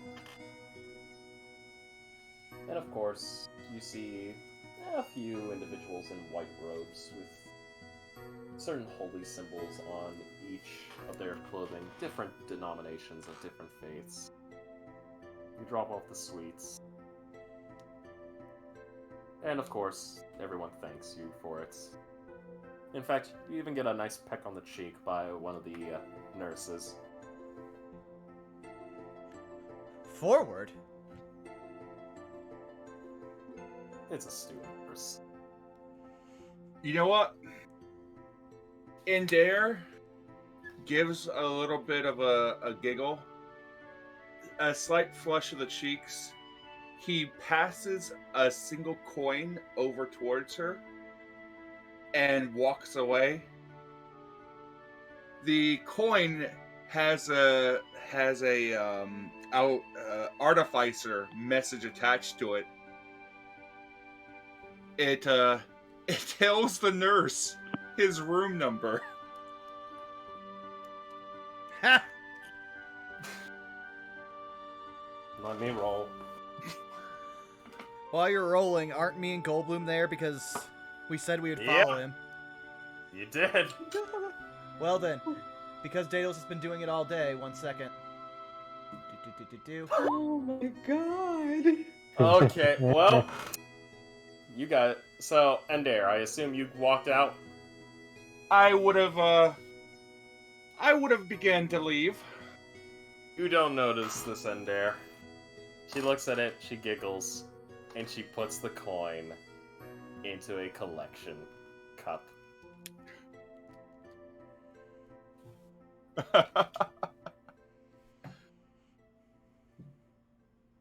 Ah. You tried, buddy. I rolled. I wanted to see if she was gonna go, and she's not. Oh, it's not even if she accepts or not. He's just being flirtatious, and Dare's playing the social game in this school. I see. Goldblum, Daedalus, what about you guys? Well, like I said, Anything? Daedalus at random intervals is still, like I said, casting Detect Magic, so he casts it while he's there watching Dare deliver food. You detect a little bit of magic that involves healing. So, and it's kind of obvious because as soon as the bloodletting is done for a bit, you watch some of the clerical nurses just put their hand over where the spot that the blood got drawn from and begin to heal the wounds shut. Would I be able to do a perception check to figure out what church these women are members of? Of course. If you want, you may roll me a history or a religion. I know which one of my boys rolling. Oh, there it is. Natural 20.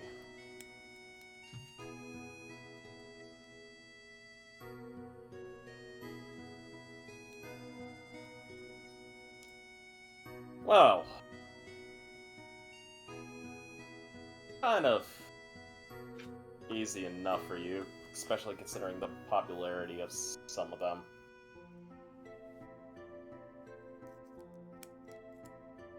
There's, well, Amunator, the god of the sun, life and light. Eldath, goddess of serenity, life and nature. Ilmater, the god of endurance and life. Lyra, goddess of pleasure and life. Sun, goddess of love and beauty, life and light. There's, of course, members of the faith of Baranar, true silver. Shirindlar, Hanale Silanial, Cyrolal, Yondala, Shotne, Eldath, Lathander, and Sun. And I can have all these names for you if you want. How about you put them in party notes, because there I'll be more likely to see them. But we can do that later. Right now, Daedalus is just like, okay. Also, a lot more light than Daedalus is comfortable with, mostly just because drow.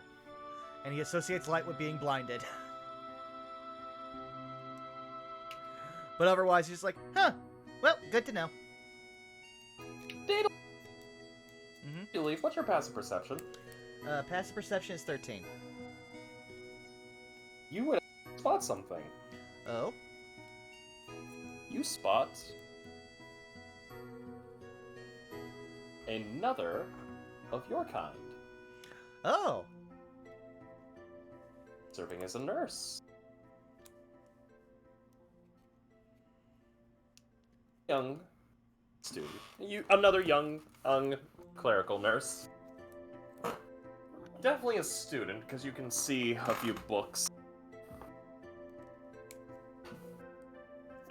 And it's interesting because you didn't think you would see a drow student representing one of the elven gods of life.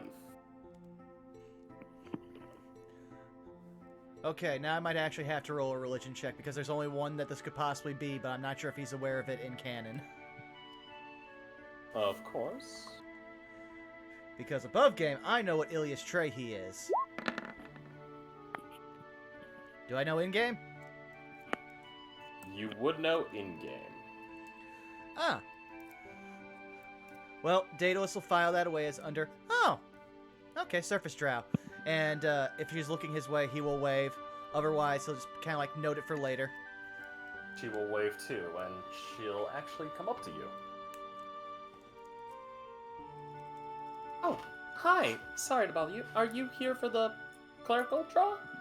Oh, no, my friend was just delivering snacks here. I was just taking a look around. Are you sure you don't want to be part of it? We do offer a couple complimentary gifts if you donate some blood. Well, I'm sorry. I typically follow my mom's rules on this, which is never give strangers your blood. Understandable. No problem. Still though, She kinda pleasure to just meet you. bows. Daedalus Von Devinte.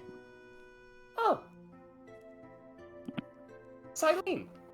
And she immediately puts her hand out and shakes yours. And let me type that up.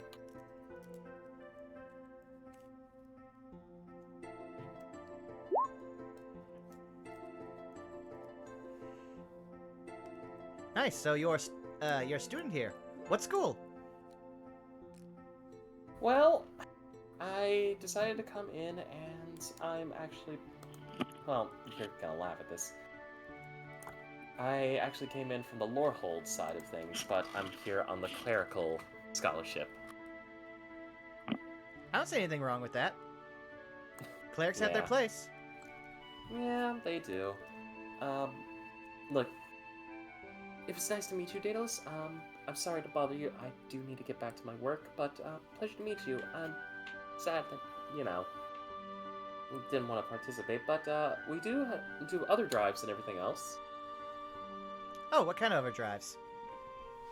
We happen to do a nice little bit of a remembrance drive. So basically, for those who want to, they can basically, submit it a form over to our hospital, mostly to our apothecariate, and if you basically need to learn any bits of anatomy or anything else, we're offering to help out. Specifically, usually it comes in the form of, like a fox skeleton or something. We usually donate a couple dozen of these over to the school, but sometimes a student needs to get crammed for study, so... Well, I will remember that if it comes up in class. Been a pleasure. Well, take it. And as you walk off, sun begins to set a little bit lower. Another day of class is done. And that is where we'll end the session. Yeah. Whew. I was not prepared for that much math.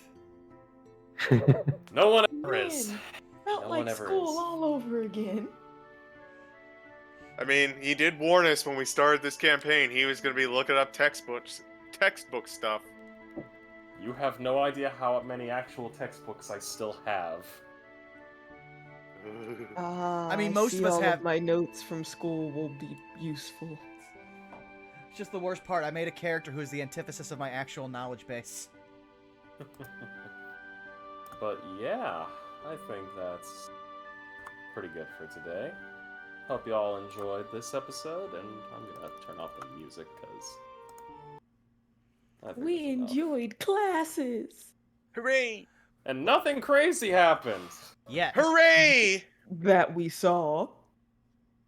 That just means it'll happen next session. Or Hey, maybe hey. not. Who knows? All I'm saying is that y'all thought Daedalus is crazy, but he's also the one that's protecting all of us by constantly checking to see if we're being watched. It's all fun and games until you're the focus of a scrying spell. Now I just has to start calculating wages. Because she doesn't know how much she makes an hour.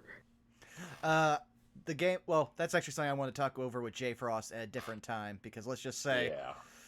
the pay scale in this game is insulting. I believe Much it. like You actual mean pay. like real life? No, because at this point, you don't even get paid what would be considered minimum wage. Why? Well, am let me I put it this way. not You get- surprised? Well, no. You get paid what would be over a minimum wage to a commoner, but in a setting where everyone's supposed to be learning spells and everything else, it is not only unlivable, it's not even minimum wage. So, It's like work study. It's funny because you actually would be paid in, I believe, 5 gold pieces. In real life, that would be a lot of money Yeah, it would. if you Yeah, actually that transfer is- gold coins into actual real life dollars. True, but it's offset by the fact that there are a lot of wizards that have to burn multiple paychecks to learn one spell. well, no. You have to work for 50 days to be able to afford a first level spell. Yup. So wait, that Welcome to means I need Strixhaven. 5 It's one gold a giant day? gotcha game. This Yeah. is why. 5 gold an hour. I work 4 Laughs and hours. 20 artificer that can gold actually No, make sitting. magic ink. no, Zai. It's 5 gold a day. Okay, that's fine. Yeah, no, I'm Laughs gonna in be. martial class who doesn't have to worry about this shit. Yeah, Shreds of spell. amethyst. Yeah, your spellcasting's innate.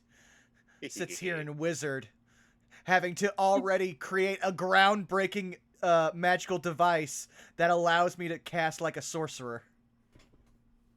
Ibis just wants to be able to have some funds for herself. That's really it. It just so happens she needs it in order to buy things because of the class. True, true. Yeah, but above game, I'll How probably else talk does she with take Jay money? Frost about fixing the pay scale in this game. Yeah, don't worry about it. Okay, Otherwise, how else does she dote? but let's start going around the horn. Zai, where can people find you? Hi, all. My name's Zyme. You can find me on Twitch at twitch.tv/Zyme site, where sometimes I'm playing video games and sometimes I'm trying very hard to draw a circle. And it is a frustrating process. When I'm not trying to draw difficult shapes, I'm playing Monster Hunter on Thursdays, Dark Souls Remastered Mondays, and sometimes Tuesdays, depending on how I feel. And of course, every other Saturday you can find me here, hanging out with these lovely beans. Yeah, but that's pretty much it for me. Wiley, where can they find yous? You can find me at XWileyWilly on Twitch and Twitter, where I usually stream randomizer games. I got a YouTube channel with music. Hopefully, I'll get everything ready to make more music soon. Soon, TM. And I, like I mentioned at the start of the session, I have a Ko-fi account where people can show support if you like my music enough. Because YouTube needs a big following for you to get monetized, even if it's friendly or whatever, you know. Trust me, I'm aware. Yes. Kofi's fun too. Yes, you can find me streaming after Roll With Me, where you can find Bob on Mondays. Greetings and salutations. I am Shadow Dancer Bob. I can take cues. You can on Twitch and Twitter at Shadow Dancer Bob. Sundays we've got the Maelstrom, which is D&D meets wrestling. Monday we've got the Ties That Bind over on twitch.tv/LennyPator, where I played near the Tabaxi Wizard, the multiversal variant of our boy Indare. Tuesdays, we've got Destiny 2. Wednesdays, you can find me on twitch.tv/TrashKingArisen on rare occasions, where I play the villainously handsome Silver Devil. Thursdays and Fridays are always up in the air, and Saturdays, you can find me right here on twitch.tv/BurnoutVon, where I play Indare, the Tabaxi Artificer, the multiversal variant of Daenerys, the Tabaxi Wizard, who struck out today when flirting. But our DM extraordinaire who rolled the die for me. Jay Frost, where can people find you? What do you have going on? You can find me here at twitch.tv/JFrost747, where, as I will have to say this, unfortunately, streaming is going to be up in the air. But you can find me over at twitch.tv/FartingTart tomorrow, and unfortunately not this Tuesday, but upcoming Tuesday, for our Curse of Strahd campaign. But tomorrow, it's War of the Shattered Sun. We're going deep into a nest. We've got a little goblin. We got a whole bunch of spell slingers. We got a bunch of melee. Oh yeah. Oh yeah. It's all coming together now. But yeah. And that's enough about me. Who has not gone? Krista hasn't gone.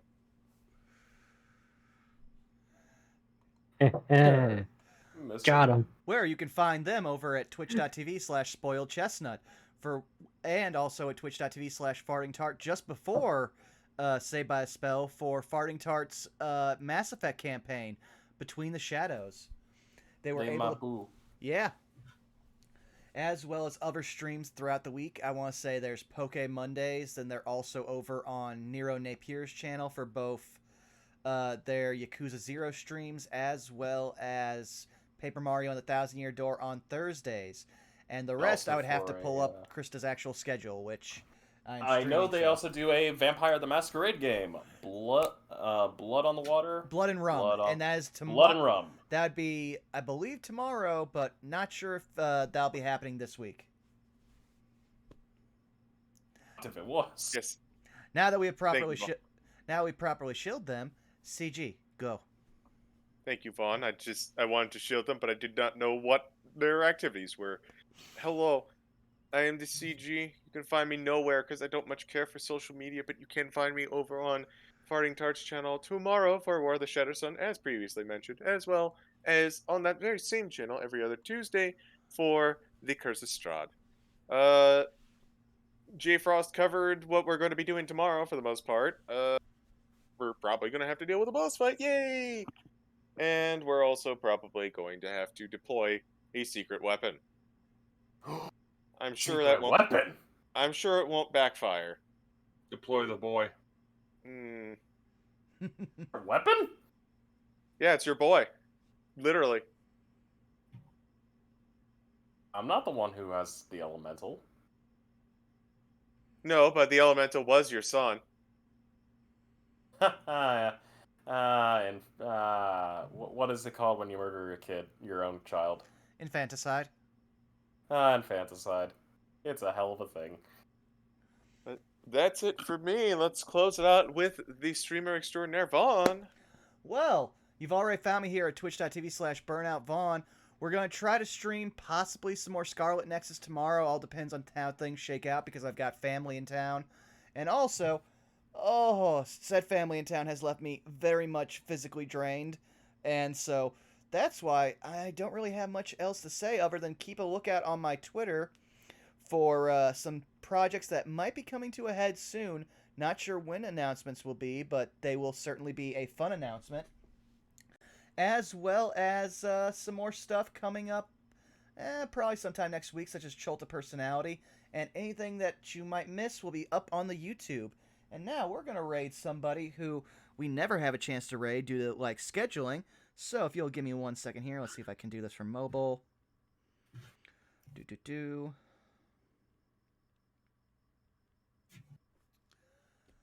Alright, Is it allowing me? No, I have to do that in from OBS myself. Damn. Oh, that's what it is. No. It's a slash. Forward slash. Yeah.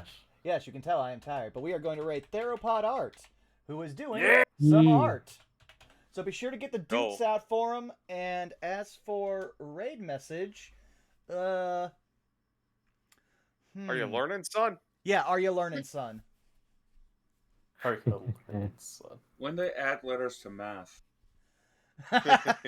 Oh boy. Well, you see, Satan decided to do it when he got bored. Someone decided to add a z-axis. That's what happened. All right. Well, we will see you guys in 2 weeks' time, and who knows what we're going to get up to. So thank you all for coming out, and we will see you all later as I play us out with the theme song.